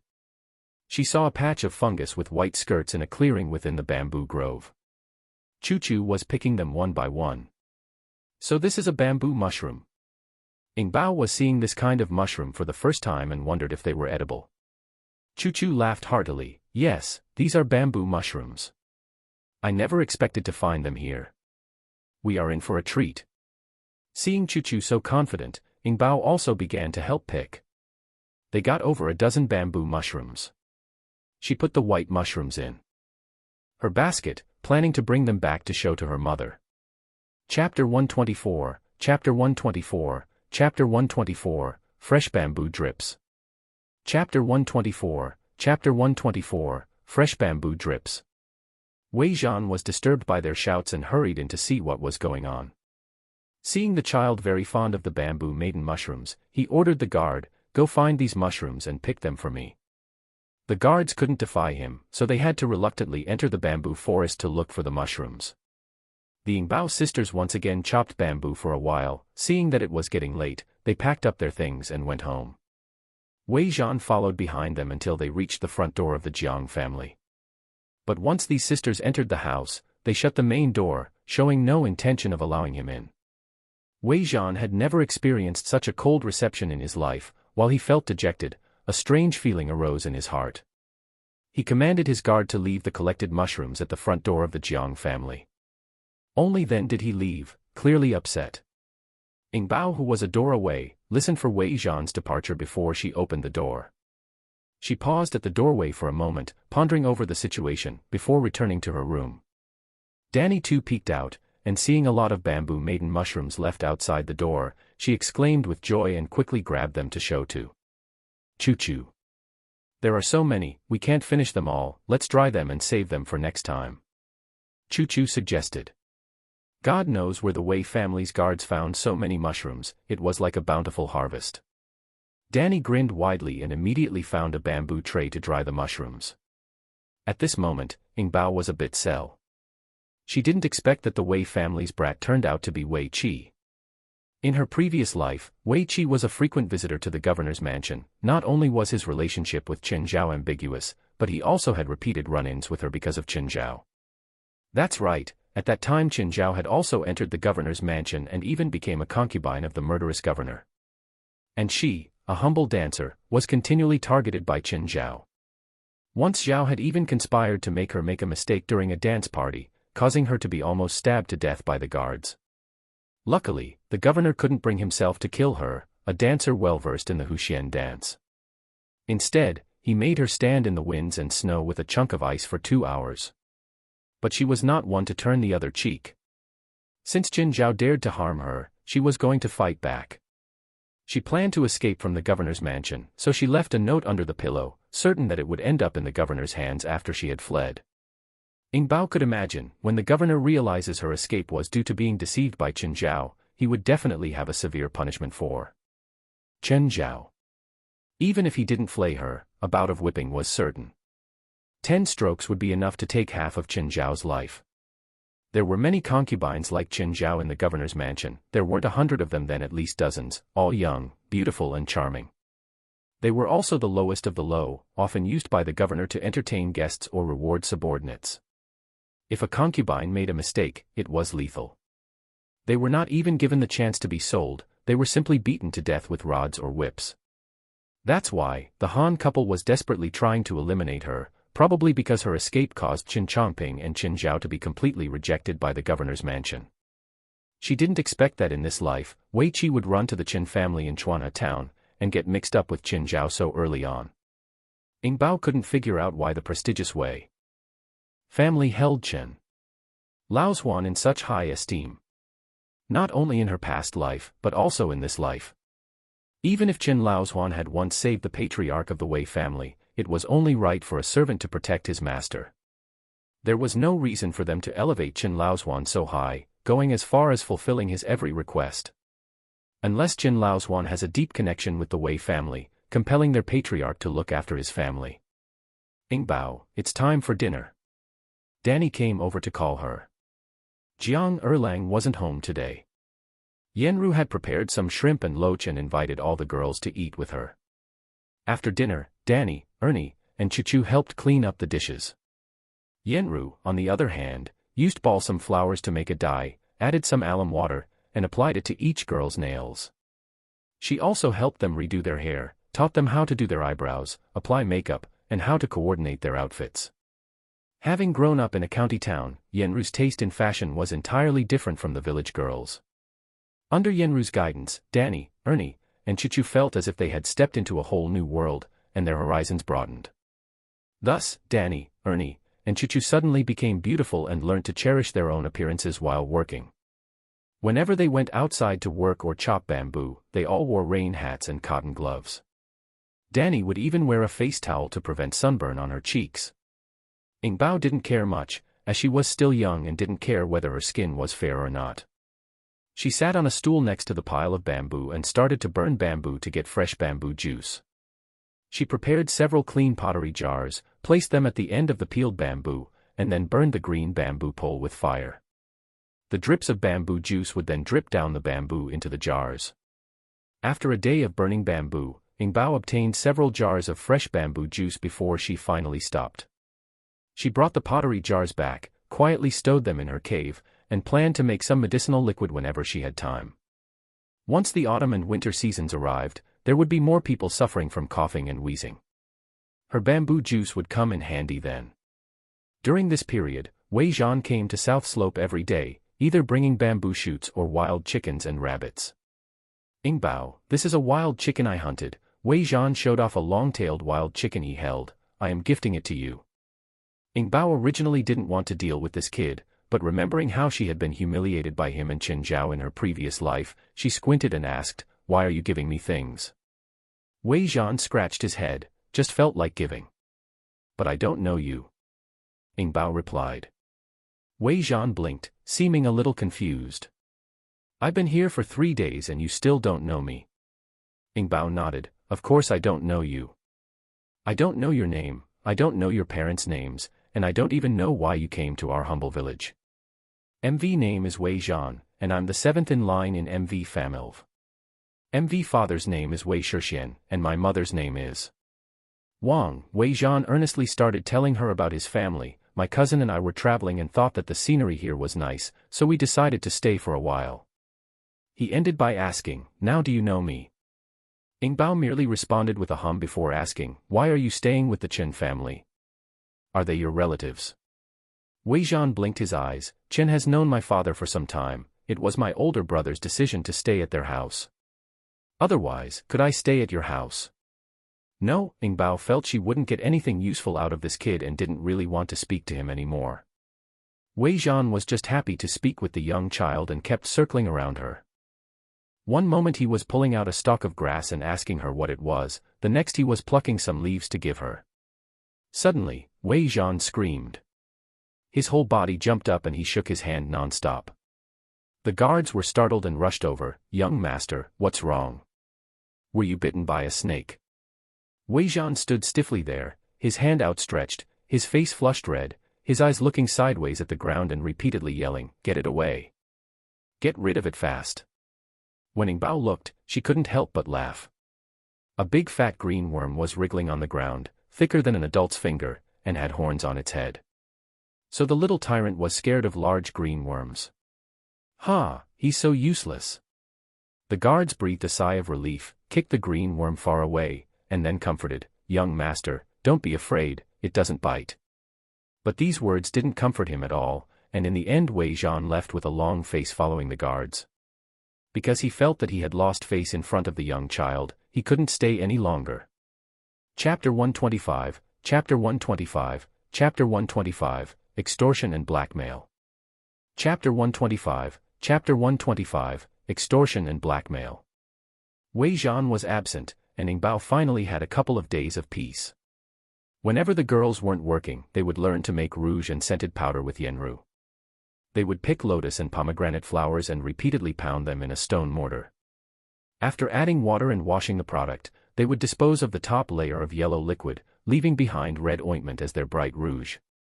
This intense rouge could be scraped into tiny porcelain bottles and used for a long time. The preparation of scented powder was more complex. Country girls usually used a powder made from ground chestnuts, while young ladies from prestigious families would often use lead powder or mix a varying amount of lead or aluminum powder into the chestnut powder. Another type was the Fair Lady Peach Blossom Powder blended with gypsum, talcum, powdered oyster shells, beeswax, musk, and motherwort.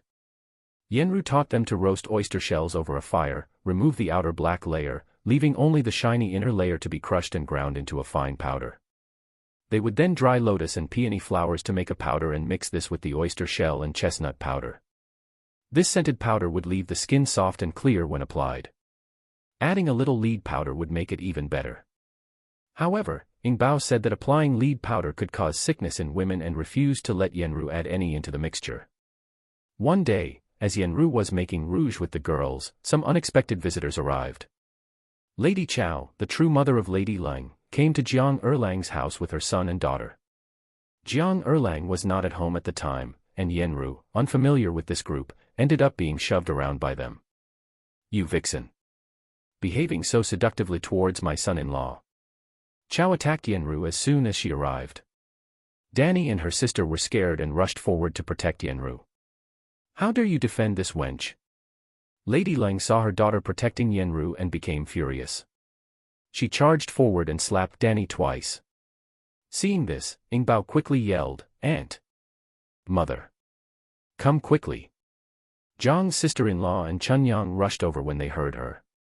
They pushed away Lady Lang and her daughter, quickly ushering Yenru into the room. They shut the door, keeping Mrs. Chow and her daughter away from Yenru. "What are you doing?" Chunyang was very angry.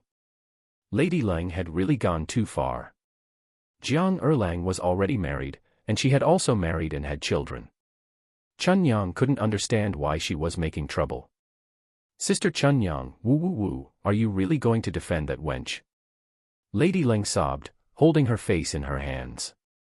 Chunyang coldly retorted, "I'm not your sister, don't try to claim otherwise." Lav Lang had already birthed 2 children with the oil merchant. Chunyang had no idea what she was hoping to achieve by coming here today. "Chunyang, could you really be so heartless?" Lady Lang cried.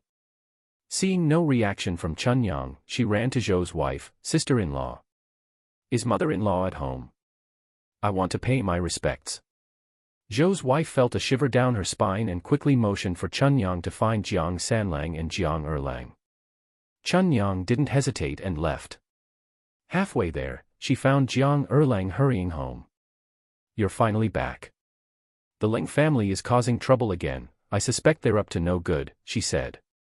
"I understand, Sister Chunyang, please take the children home first.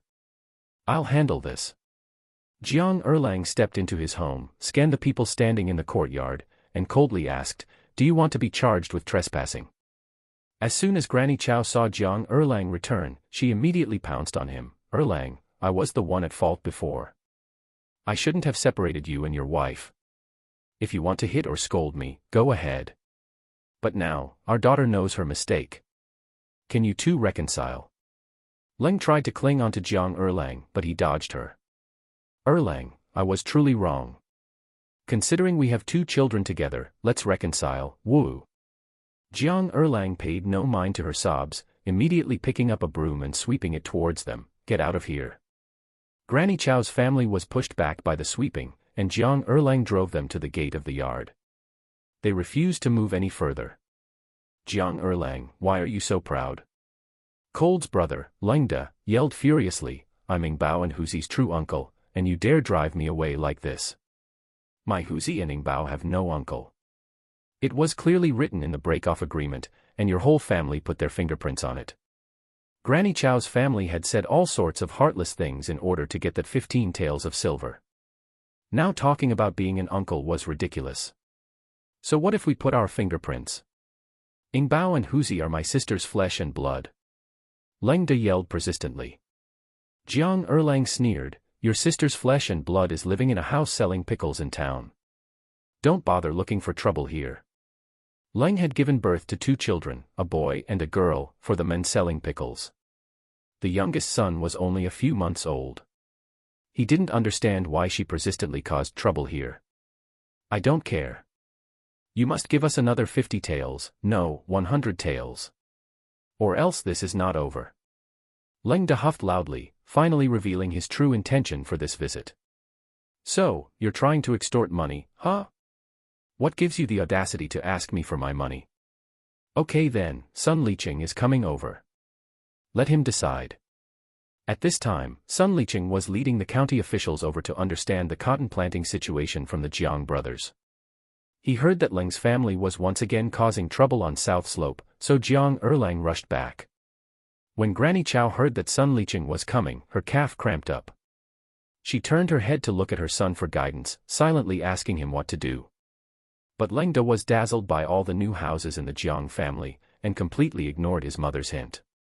Even if the sky falls, I, the uncle of Ingbao and Huzi, have to approve their marriages. Uncles in the countryside wield great power. If they act recklessly, they can meddle in their nephew and niece's marriage, hence Leng Da's declaration. Oh, what a big talker. Sun Liqing came over with his hands behind his back, followed by a few local officials and the villagers. They were escorting two middle-aged men with long beards. Ingbao recognized one of them as Mr. Liao, a staff member of the previous county magistrate. What's the matter? Mr. Liao asked.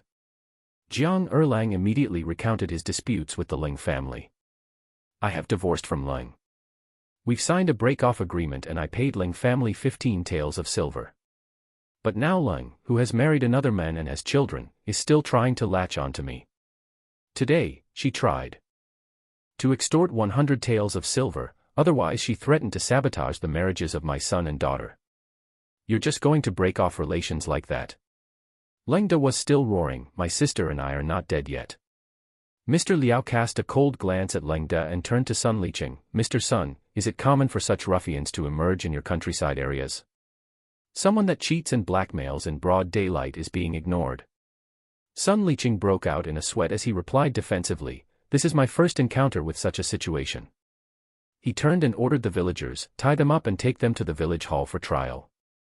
7 or 8 villagers swooped in and knocked Granny Chow's family to the ground. They took out rope and started to restrain them. Leng and Granny Chow screeched in terror, I am related to Jiang Erlang. Liqing, why are you doing this? Before Liqing could say a word, the villagers tore a shirt off Leng Da's back and stuffed it into Leng and Granny Chow's mouths. They dragged them away, keeping them from disturbing the people from the county. Chapter 126, Chapter 126, Chapter 126, Mouse Droppings. Chapter 126, Chapter 126, Mouse Droppings. Mr. Liao was finally satisfied and went with Sun Liqing to check on the Jiang family's cotton field on the south slope. By this time, the cotton had grown quite tall, some even beginning to form flower buds. Yet, there were many weeds in the field, which needed to be weeded out in time. The Mingfu asked me to come over to check on the growth of the cotton crops, to see if it needs additional fertilization. Born a scholar, Liao Qilin's family were also farmers, he therefore understands some things about farming. Jiang Sanlang said, we certainly need to fertilize it. This field of ours is of inferior quality. We have already spread pond mud and decayed plant water manure.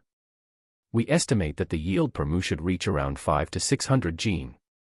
If we don't fertilize, the yield per mu from an inferior field would only be 200 to 300 gene.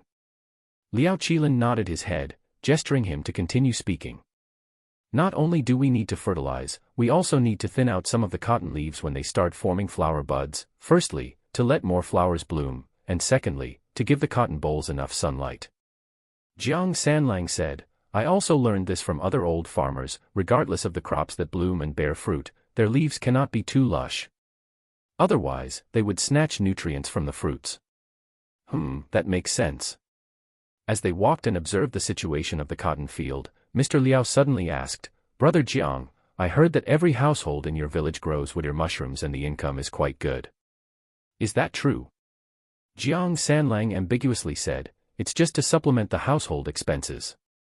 Previously, many families in our village could not even afford food, so we had to come up with ways to earn some money. Otherwise, just like the next village, everyone would go begging when they run out of food. Liao Qilin chuckled, Brother Jiang, don't be overly cautious, I was just asking casually. Do you know where the mushroom seeds came from? At first, my daughter found them in the mountains, and later we gradually started planting them. Now, the seeds are all saved from our own harvest, and there is just enough for our own needs. Jiang Sanlang said. This was not a secret. Rather than letting Mr. Liao hear distortions from others, it was better for him to explain it himself. Liao Qilin laughed. To be honest, the people in my hometown are also having a hard time. If they could also find some additional sources of income like your village, it would prevent them from fleeing their fields with their families. Jiang Sanlang didn't quite know how to respond. Sun Liqing chuckled as an effort to change the subject. Not every household in our countryside grows wood ear mushrooms, many farmers are still struggling to feed themselves.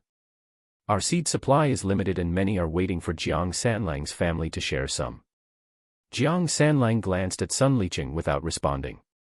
Indeed, recently, many people from outside the village have come to ask for seeds to grow wood ear mushrooms, but the homegrown seeds could not be given away, so he had not promised anything yet. Whether other people in the village sold or not, he couldn't control that. Zhou Mao, the steward, once mentioned that their purchase of wood ear mushrooms depends on supply and demand.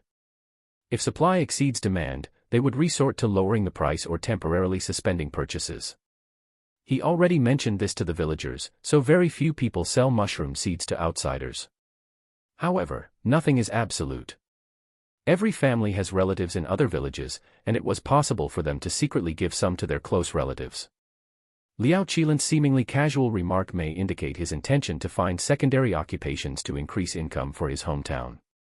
After the group of people looked at the cotton fields, Mr. Liao specifically checked the mushroom sheds of the three Jiang brothers, then he went to look at the others, saying a few words of praise before finally getting on the horse cart to leave. Before leaving, he reminded Sun Liqing, the malicious villagers who break the law should be severely punished. Such blatant extortion and blackmail really ruin the village's atmosphere. Certainly, Mr. Liao, rest assured. I will definitely teach them a lesson. I hope you can say a few good words for us to the Mingfu. Sun Liqing said earnestly. I will clarify everything at the Mingfus. The village head may personally visit here to inspect the cotton harvest. Don't let anyone spoil the village's reputation again. Yes, thank you for reminding me, Mr. Liao. Sun Liqing bowed to Mr. Liao, and watched as the horse cart drove away. Back at the village hall, Sun Liqing was furious. The Ling family was simply a disgrace, and if he didn't teach them a lesson today, they would think he was a pushover. Summon Zhucheng, the husband of the Ling family. Also fetch Li Jing from the Ling village. He didn't believe that he couldn't deal with a woman who couldn't behave properly. In a short while, Zhucheng came over, followed by his daughter. Sun Liqing asked, "What's your wife doing? Why does she keep harassing the Jiang family?" Before Zhucheng could speak, his daughter said, "That woman is no longer with our family. My dad wrote a divorce letter yesterday and told her to go back to her mother's house." Sun Liqing frowned. "Why did you divorce her all of a sudden?" Zhu's daughter, "Not only does that woman not follow women's virtue, but she is also an insatiable wolf. We can't afford to keep her. She gives birth to children but doesn't raise them, and time again steals money from home to her mother's house. Li Jing, what family can stand a woman like?"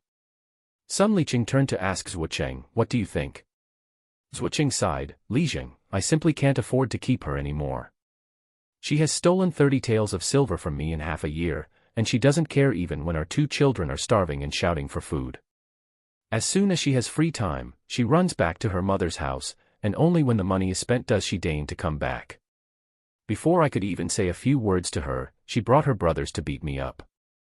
Look at my head, the egg-sized bump hasn't gone down yet. If it wasn't for my son-in-law arriving in time, I would have been beaten to death by her family. It's really like this." Sun Liqing looked at the Ling family with an even worse expression. What kind of family is this? It was utterly a group of ruffians. Just then, the Li Jing from the Ling village arrived. "Li Jing, you called me. What's the matter?" Sun Liqing pointed to the 3 members of the Ling family. "These 3 from your village went to Qin village too. Extort, how should we resolve this?" The Li Jing of Ling village, seeing that trouble was stirring up again because of Chao Posi's family, felt extremely annoyed. He clasped his fists towards Sun Liqing. "Li Jing, I can't control this family. However you deem it should be handled, so it shall be handled." The families who are in joint responsibility with them said that if Chao Posi's family caused trouble again, they will join in a petition to expel them from the village. Well then, since you have no way of handling it, they should be sent to the officials for extortion. Sun Liqing was thoroughly irritated by these trouble-causing villagers. Every single one of them seemed to give him troubles, especially today. They hit his sore spot. Leng's family and Chao Pozi were frightened. They fell to their knees and begged for mercy. We didn't extort anyone, Liqing. You cannot send us to the officials. Leng De also begged for mercy. He didn't dare to be arrogant anymore. Sun Liqing ignored them. He only ordered his son to record the things from start to finish, and then made them press their fingerprints. The Lex family refused to follow through, but they were held down by the villagers, forcing them to press a large handprint on the confession. Leng's family and Chao Pozi cried loudly, repeatedly promising not to make the same mistake next time, and begged not to be sent to the officials. Because once sent to officials, this would mean the end of their lives. The prison was not a place for women. Once they entered, it was uncertain whether their reputation would be preserved and whether they could come out alive. Seeing that the heat was about right, Sun Liqing then showed a combination of kindness and sternness, making them pay a fine and had the Liqing from the Leng village ensure they got home. The Liqing of Leng village was very cooperative. He had been cold with Sun Liqing all along, occasionally intimidating Chao Pozi's family. This trick was very effective. Leng and Chao Pozi indeed became much quieter after returning home and no longer caused any more fuss. Chapter 127, Chapter 127, Chapter 127, Even dogs recognize their own family. Chapter 127, Chapter 127, Even dogs recognize their own family. After returning to the county government office, Liao Qilin reported the situation in Qin village to County Magistrate Wu Shi. He concluded. Indeed, the Jiang family has planted a lot of cotton, and many households in the village are doing the same, but the exact yield per acre can only be calculated after the cotton is harvested. Wu Shi nodded. You have worked hard, brother Liao. Liao Qilin smiled. It is my duty to serve you, Mingfu. Ever since he resigned from the side of the Mei County Magistrate, Liao Qilin has offered himself up to this Wu County Magistrate as his staff. He firmly believed he made the right choice over these past days. This man may not have strong connections, but he was indeed a competent and good officer. Unlike the Mei County Magistrate, who spent his tenure doing nothing but bribing, following such a person would not only result in no career achievements, but might even bring misfortune in the long run. Wu Shi invited Liao Qilin to sit down while Wu Rui poured him tea and left. Wu Shi blew on his teacup. The Luzhou governor sent a letter today, asking me to re-examine the case of the Han sisters trafficking children. How do you view this, brother Liao? Liao Qilin pondered for a moment. Mingfu should be cautious about this. If the governor has written a letter, he must intend to acquit the Han sisters. You could review this case and if there are indeed no doubts, release the Han sisters on bail. Seeing Wu Shi looking unhappy, Liao Qilin added, Mingfu has just taken office in Qinchuan County. If you upset the governor about such a minor matter, wouldn't it be more harm than good? Wu Shi sneered and put down his cup of tea. And what if I don't release them on bail? Liao Qilin bowed his hands to Wu Shi. Why should a high-ranking official offend the governor over a small matter? Releasing them on bail does not mean they are innocent. However, if you stubbornly refuse, the governor will inevitably react, and if she is exonerated, your dossier will be admonished. Then, the governor will have a good reason to replace you. It's a serious matter if an officer misjudged a case. His superior has the right to dismiss him, and even the supervisory historians could do nothing about it. Wu Shi frowned. Today, the Qin family filed a complaint saying the Jiang family's child is their son's biological girl and claimed to do a blood test with her. Liao Qilin suddenly realized, I see, that's the Qin family's trick. They want to acquit the Han sisters this way. If you really let them do the blood test, I can assure you that they will make the fake thing real. Then, the Han sisters will be acquitted. If the child indeed belongs to the Han sisters, then the case's classification will change, and the Han sisters would not have kidnapped someone else's child. Therefore, Wu Shi's previous judgment would be wrong. Thinking of the child's earnest request, Wu Shi's stubborn temper rose, and he sneered, I don't believe it. Let them test the blood. The case of the Han sisters hiring murderers is set in stone. Whether the child is from the Qin family or not, the crimes of the Han sisters remain unaffected. Those who dare to break the law under my rule should be duly punished. As a local parental official, if I cannot provide the people with fair justice, then I may as well not be the county magistrate. Upon seeing the magistrate's stubbornness, Liao Qilin shook his head and said nothing more. The next day, just after Ing Bao and his parents and brother finished breakfast, a village constable led 2 government officials to their doorstep. The Honorable County Magistrate is judging cases in the village hall today. He has ordered us to bring Jiang Ing Bao for a blood test. One of the officials said. Although Jiang Sanlang already knew about some things, he was still very angry. He picked his daughter up and got on the donkey cart, not allowing his wife to follow. He drove the cart with his second brother and followed the officials to the town.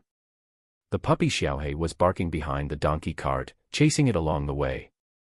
Seeing this, Ing Bao had an idea and quickly asked her father to stop the cart and let Xiaohe onto the cart. "What are you taking him up there for?" Jiang Erlang asked, puzzled. Ing Bao grinned. "He will be very important.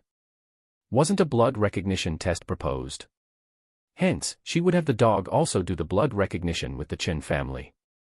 Today, County Magistrate Wu himself came to Chuanha town, accompanied by the principal secretary, scribe, and several government officials. They convened an open court here in the countryside to officially review the complaint from Chen Laozuan. Because the lesion had informed everyone in advance, all the residents of East and West Qin village had gathered outside the town hall, squeezing and crowding together, waiting for the court session to begin. "Don't be scared, Bauer." Jiang Sanlang, fearing his daughter would be frightened by this show of authority, reassured her softly, "Dad is with you the whole time." Bauer is not scared. Ing Bao didn't feel scared. In her previous life, she had faced much larger crowds. So, she wouldn't be scared of these people. At the top of the hall, County Magistrate Wu sat in the main seat, his face solemn and serious. The principal secretary, scribe, and others were seated on either side of the hall. There was also a strange middle-aged man sitting by himself. He seemed to be an auditor from the prefecture city. This time Jiang Sanlang stood accused, with Chen Laozuan and Chen Chongping acting as the plaintiffs. This was the first time Ing Bao got to see Chen Chongping up close in her life, and the sight was quite repulsive. This guy seemed polite and kind but concealed a selfish and sinister heart. "Honorable official. My name is Chen Chongping and I wish to sue the Jiang family for refusing to return my stolen daughter. The child they took in is actually my daughter. I beg you, honorable official, to help me get my little girl back." Chen Laozuan, along with Chen Chongping, bowed and pleaded to the officer at the head of the hall. Jiang Sanlang sneered. He stepped forward, bowed and said, "Honorable officer, Chen Chongping is spouting nonsense. Our entire village knows that the daughter he abandoned has a large birthmark on her wrist. Midwife Wu Si could attest to this. However, my Ing Bao's wrist has no birthmark. How could she possibly be Chen Chongping's child?" County Magistrate Wu nodded, hit his gavel, and said, "Bring forward Midwife Wu." Jiang Dalong had arranged for Midwife Wu Si to wait outside the hall well in advance. At the government official's call, Wu Si, trembling, came forward. Humble woman pays her respects to the honorable officer. Wu Si knelt down with a thud. County Magistrate Wu said, "Stand up and answer." "Yes." Wu Si stood up, bending at the waist with her head bowed, not daring to look up. "Wu Si, has Chen Chongping's wife given birth to a child delivered by you?"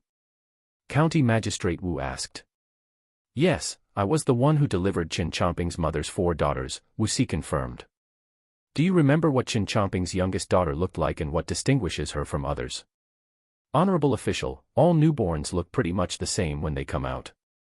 I only remember that Chen Chongping's youngest child had a red birthmark the size of a copper coin on her wrist. I don't remember anything else." The county magistrate turned to Jiang Sanlang, "Show your daughter's wrist." Jiang Sanlang complied, rolling up Ing Bao's sleeves to expose her wrists. Both wrists were smooth without any birthmark. "Chen Chongping, Chen Laozuan, did you two see clearly?" County Magistrate Wu asked solemnly, "Does this child's wrist have a birthmark?" Chen Laozuan, who knew early on that there was no birthmark on the girl, stated calmly, "Honorable officer, the appearance of my granddaughter when she was born can't be taken at the word of the midwife. Who knows if Wu Si is corrupted by the Jiang family or not? You're full of shit." Wu Si got angry, pointing at Chen Laozuan and cursing, "I swear to God, everything I said is true. The newborn had a birthmark on her wrist. Han family had specifically asked me about it, and I told the truth." Why on earth would you say that I was bought by the Jiang family? Chapter 128, Chapter 128, Chapter 128, Blood Test to Determine Kinship. Chapter 128, Chapter 128, Blood Test to Determine Kinship. Chen Laoshuan said, "My daughter-in-law did indeed ask you, but she also gave you 5 taels of silver. Since you've accepted the Han family's silver, why can't you accept the Jiang family's silver?" Wu Sisi was momentarily speechless.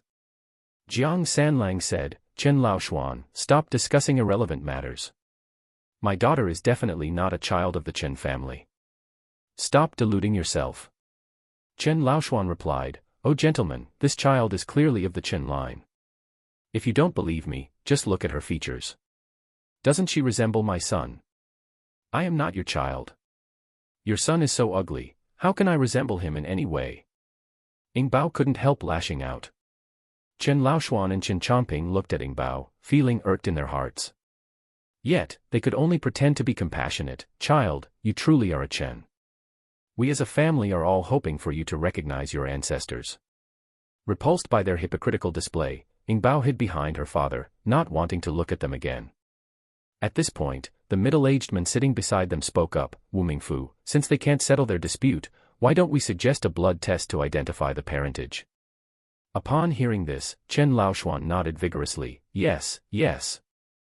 I request the presence of the dignified gentleman to witness the blood test. It will be clear whether or not she's a Chen child." Wu Shi's expression darkened slightly. He turned to Jiang Sanlang, "Do you agree to the Chen family performing a blood test to identify the parentage?" Jiang Sanlang bowed in salute, "I do not agree. Honorable official, Ing Bao may not be of my blood, but she is as dear to me as a biological child. If every ill-meaning person wants to run a blood test with Ing Bao to identify parentage, even if she were to run dry of blood, she could not accommodate everyone." "Fair point." Wu Shi nodded. The middle-aged men interjected, "Mingfu, it is only a drop of blood, it certainly won't cause her to run dry of blood. Should the child turn out to be truly related to the Chens, it would be a joyful event. After all, the Jiang family aren't her biological parents, they don't have authority over the child." Wu Shi chuckled coldly, "This argument is flawed, Mr. Lu. The Jiang family has raised her, how is such a generous act not equated to having authority over?"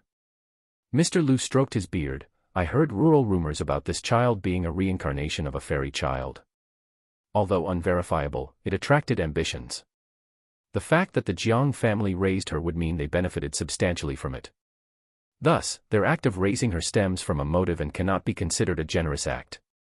His flippant remark discredited the Jiang family, infuriating Ing Bao. "My adoptive parents took care of me because they are honorable people. They were kind to me because they cherished me as their own daughter. How can an adult like you misrepresent the truth so? The Chen family merely wants to absolve the Han family of guilt. Do they really think that we are fools? They paid money, hired thugs, and used drugs to abduct me hundreds of miles away. The Han family intended to use me to bear a son for them, and planned to kill me afterwards. She admitted this herself. How can you absolve such a malicious woman of guilt? I would like to ask, which prestigious prefecture city family do you serve for? Why have you traveled great lengths to our small village? What benefits would associating me with the Chen family bring to you?" Faced with the barrage of questions from a little girl, Mr. Lu's face turned from pale to green. Had the challenger been an adult, Lu Lin could have rebuked her for her arrogance by saying that she didn't know her place. But she was but a 4- or 5-year-old girl. Any way he chose to berate or pick a quarrel with her, he would end up looking like a fool. "You, who taught you to speak like this?" Lu Lin struggled to come up with these words after a long while. Ing Bao replied, "Nobody taught me. Any person with a brain would know that I am not a Chen child. This includes the Han lady. She abducted me because she realized that I am not her biological child, and wanted to hide me somewhere else. Had I been her biological child, the Han family would not have needed to go to such lengths." Lu Lin's beard trembled in anger, pointing at Ing Bao he demanded, "Why would the Han lady abduct you? What was her motive?" Ing Bao chuckled, "You just mentioned it yourself, the rural rumor about me being the reincarnated fairy child. The Han lady, unable to bear a son, hatched an ill-conceived plan. She abducted me to act as her talisman for bearing a son. If you don't believe me, you can ask the villagers here, isn't that right? The villagers listening outside collectively agreed, that's exactly how it happened. The Han lady harbored sinister intentions, it wasn't her first time bothering our little fairy child. We can all vouch, Ing Bao is not a child of the Chen family. Yes, yes. We, the people of West Village, can testify to that too. The Han lady frequently abuses her daughters. She only abducted the daughter of Jiang Sanlang because she wanted to bear a son. The people of West Village had grown weary of the Chen family and wished for the officials to arrest them all.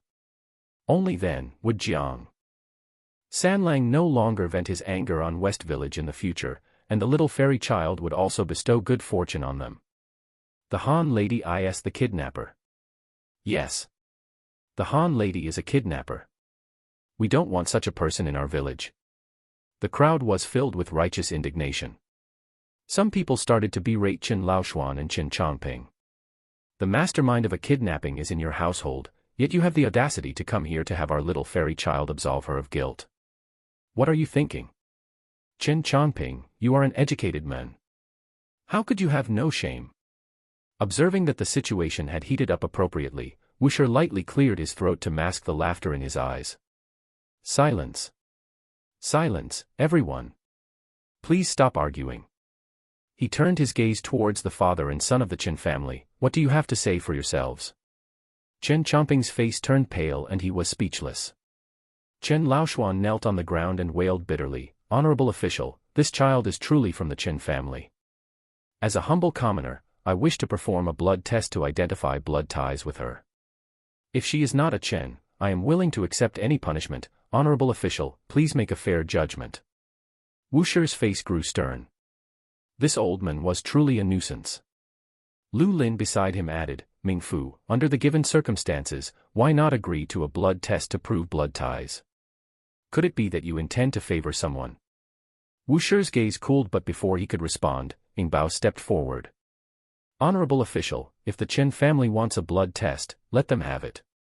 But I would like to know, how does one perform such a blood test? How can we tell from a drop of blood if we are kin? Lu Lin laughed upon hearing this, and promptly explained, a blood test involves each party contributing a drop of blood into water. If the 2 drops of blood merge as one, it means they are kin. If the drops don't merge, they are not related by blood. Fine, I agree to the blood test. But to prevent any trickery, I request we use 3 bowls of water. Ing Bao stated. Jiang Sanlang looked worried and quietly asked his daughter, Bao Bao, why did you agree? Ing Bao reassured him softly, don't worry, Papa. Nothing will happen. She couldn't refuse. Otherwise, Uncle Wu would be blamed. She hadn't yet cured his illness and given him the gourd, so Wu Daozi must not have any problems at this moment. The man named Lu sitting in the hall was certainly a staff member of the prefecture city governor. His presence here represented the intent of the governor. Therefore, Ing Bao must ensure that Uncle Wu did not oppose him directly. A villager brought 3 bowls and lined them up on the table. A young servant stepped forward from behind Lu Lin. He took a gourd from his waist and poured a little water into each bowl. Next, the young servant took a needle and pricked Chen Chongping's middle finger, asking him to drop a drop of blood into each bowl. Wait, don't drop any blood into this bowl. Ing Bao quickly covered the last bowl, preventing Chen Chongping from adding his blood into it. Chen Chongping didn't pay any mind and simply dropped a drop of blood into the other 2 bowls. It's your turn. The young servant looked at Ing Bao. Chapter 129, Chapter 129, Chapter 129, The Gourd is Ripe. Chapter 129, Chapter 129, The Gourd is Ripe. Ing Bao stepped forward and extended her hand towards the servant. Give me the needle, I'll do it myself. The servant looked at Lu Lin and, seeing his nod of approval, handed the thick steel needle to the little girl. Ing Bao gritted her teeth and pricked herself with the needle, dropping her blood into the 1st and 3rd bowls. She then took out Xiaohei, her little black dog, from her pocket, pricked its paw and, ignoring its howls of protest, let a drop of its blood fall into the 2nd bowl. Amidst the crowd's astonishment, she dragged her father to the 3rd bowl and pricked him as well, letting his blood drop into the 3rd bowl. Everyone was utterly dumbfounded. The middle-aged man surnamed Lu's face turned pale, but he still leaned in to inspect the condition of the blood in the 3 bowls. As expected, the blood in all 3 bowls had mixed together. Old Chen Haozhao laughed heartily, pointing at the first bowl and exclaimed, "This girl indeed belongs to the Chen family. Mr. Mingfu, the Han family is innocent. She took her own child away, she is not guilty, please, Mr. Mingfu, release her." The people listening outside were taken aback. Ing Bao looked at him as though he were a fool. "Why aren't you looking at the other 2 bowls? Are you suggesting that my little black dog is also related to Chen Chongping by blood? And the blood my dad dropped has also mixed with mine." Chen Haozhao was stunned. "What?" He leaned in for a closer look. Indeed, the blood in the other 2 bowls had mixed together too, and his face instantly darkened. Wusher personally came over to investigate and, upon looking, nodded, "Indeed all have mixed together. Could it be that all of you are related by blood?" Lu Lin's face hardened as he squinted at Ing Bao. "Kid, do you know what you're doing? Of course, isn't this the blood testing you asked for? What's wrong? The bowls were brought by the village warden, the water in the bowls was given by you. I simply wanted to test whether this blood test is effective or not." Ing Bao replied nonchalantly. Let these monstrous people vent their anger at her. As long as her parents and Wu Daozi were not implicated, she could endure anything. She could not let the Chen family get their way. "Child, are you aware of the saying, too clever is foolish?" Lu Lin said sternly, "You're still young, there's a long future ahead of you. Don't overlook some things while focusing on others." "Ing Bao, Officer Lu, are you trying to intimidate a child?"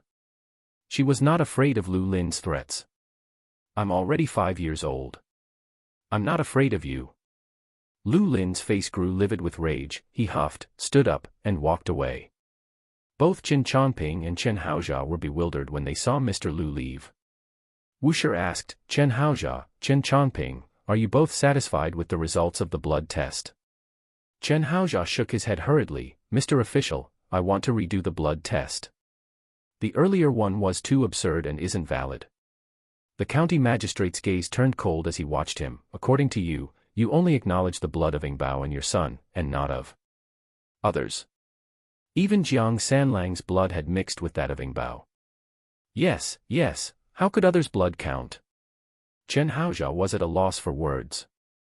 The county magistrate was amused to anger, and with a strike of the gavel, he roared, "The father and son, Chen Haozhao and Chen Chongping, falsely accused innocent people without any proof. According to the law, they will receive 40 spanks in public court. Bring them." He then threw down his red-tipped token. A government official received the red-tipped token and immediately led Chen Haozhao and Chen Chongping out. Mr. Official, why are you punishing me?" Chen Haozhao and Chen Chongping cried out in fear. Injustice! That child originally belonged to the Chen family. Before they could finish speaking, their mouths were gagged. The punishment took place right in the courtyard of the county tribunal. Nearly 100 villagers witnessed the father and son being stripped and their bare bottoms spanked 40 times each. After the punishment, the county magistrate ordered the head of Shichen village to take them back home and warned them that if they dare falsely accuse people again, they would be severely punished. Villagers from East Village jumped with joy and continually praised their savior, the upright official. Even the citizens of West Village joined in the applause, praising the official for siding with them and being a decent man. Jiang Sanlang was overjoyed, holding his daughter tightly, nearly moved to tears. He had been terrified earlier, for he was the only one who knew the truth. Ing Bao was a child of the Chen family. But what of it, they won the case and from then on, no one would dare question Ing Bao's identity. After Wu Daozi completed the trial, he took his scribes and officials and rushed back to the county, ignoring the Wei family and the Lu family. However, a few days later, a letter arrived from the prefecture city. Governor Wang personally ordered the release of the Han sisters, as they were both pregnant. Ing Bao didn't know about all this. However, one thing pleased her: the Wei brothers had left, and they took with them old Chen, the Chen couple, Chen Chongping, and the sisters, Chen Zhao and Chen Tian. Wei Zhan tried once to ask Ing Bao to return to the prefecture city with him for a better life, but was chased away by Danny, Ernie, and Chuchu with brooms. With the absence of old Chen and Chen Chongping in West Village, the villagers burnt a large pile of bamboo joints at night, celebrating their departure. Ing Bao finally felt relieved. The turn of events seemed to have concluded, and she presumed there wouldn't be any concern for her in the future. Soon a few months passed, approaching the Mid-Autumn Festival. The gourds Ingbao planted had grown large, the largest almost the height of a person, all thanks to regular watering with the pond water from her cave residence. Because the gourds grown by others in the village hadn't grown this large, the largest ones were only about the size of a face basin. Even so, the basin-sized gourds were prized by the villagers. They picked them and hung them under the eaves to dry. Some even took their gourds to sell at the market and made quite a bit of silver. It was said that a foreigner once paid 5 taels of silver for 2 gourds. At this point, the villagers of West Village were even more envious and quietly bought gourd seeds from the East Village residents. The East Village residents were not stingy this time and sold the gourd seeds at 5 coins each, making a tidy profit. Ingbao, can you give me 2 of your gourds? Jiang Quan had been eyeing Ingbao's large gourds for a long time, and now that they were ripe, he was the first to ask for some. Ingbao had a total of about 30 gourds, 3 of them were extraordinarily large and could be used as bathtubs when cut open. The rest were not small either, at least much larger than what others in the village had grown. Sure, just leave the 3 largest ones, you can take any of the rest. Ingbao generously waved her hand. Hee, I will. Jiang Quan rubbed his hands, selected 2 uniquely shaped gourds among the many, and ran off with them. He had also grown more than 10 gourd plants at home, producing dozens of large gourds, but his largest gourd was smaller than Ingbao's smallest one. He wanted to compare them to see what was different. In the end, apart from noticing that the stems of Ingbao's gourds were thicker, he didn't find any other difference. It seemed that Ingbao's title as a fairy child must be true, as even the gourds she grew were different from anyone else's. Jiang Quan started to ponder how he could use his little cousin's reputation to help his own business. He had been planning to sell gourds in the market for a while, but recently other villagers also started selling their gourds. Therefore, the gourd business was not promising. Perhaps he should use the fairy child's name to exclusively sell fairy child gourds. In this way, his gourds would certainly sell well. Part 9 of the series ends here. Thank you for watching and listening. If you find it interesting, please give us a like, a comment and a subscription so that we have the motivation to make the next videos.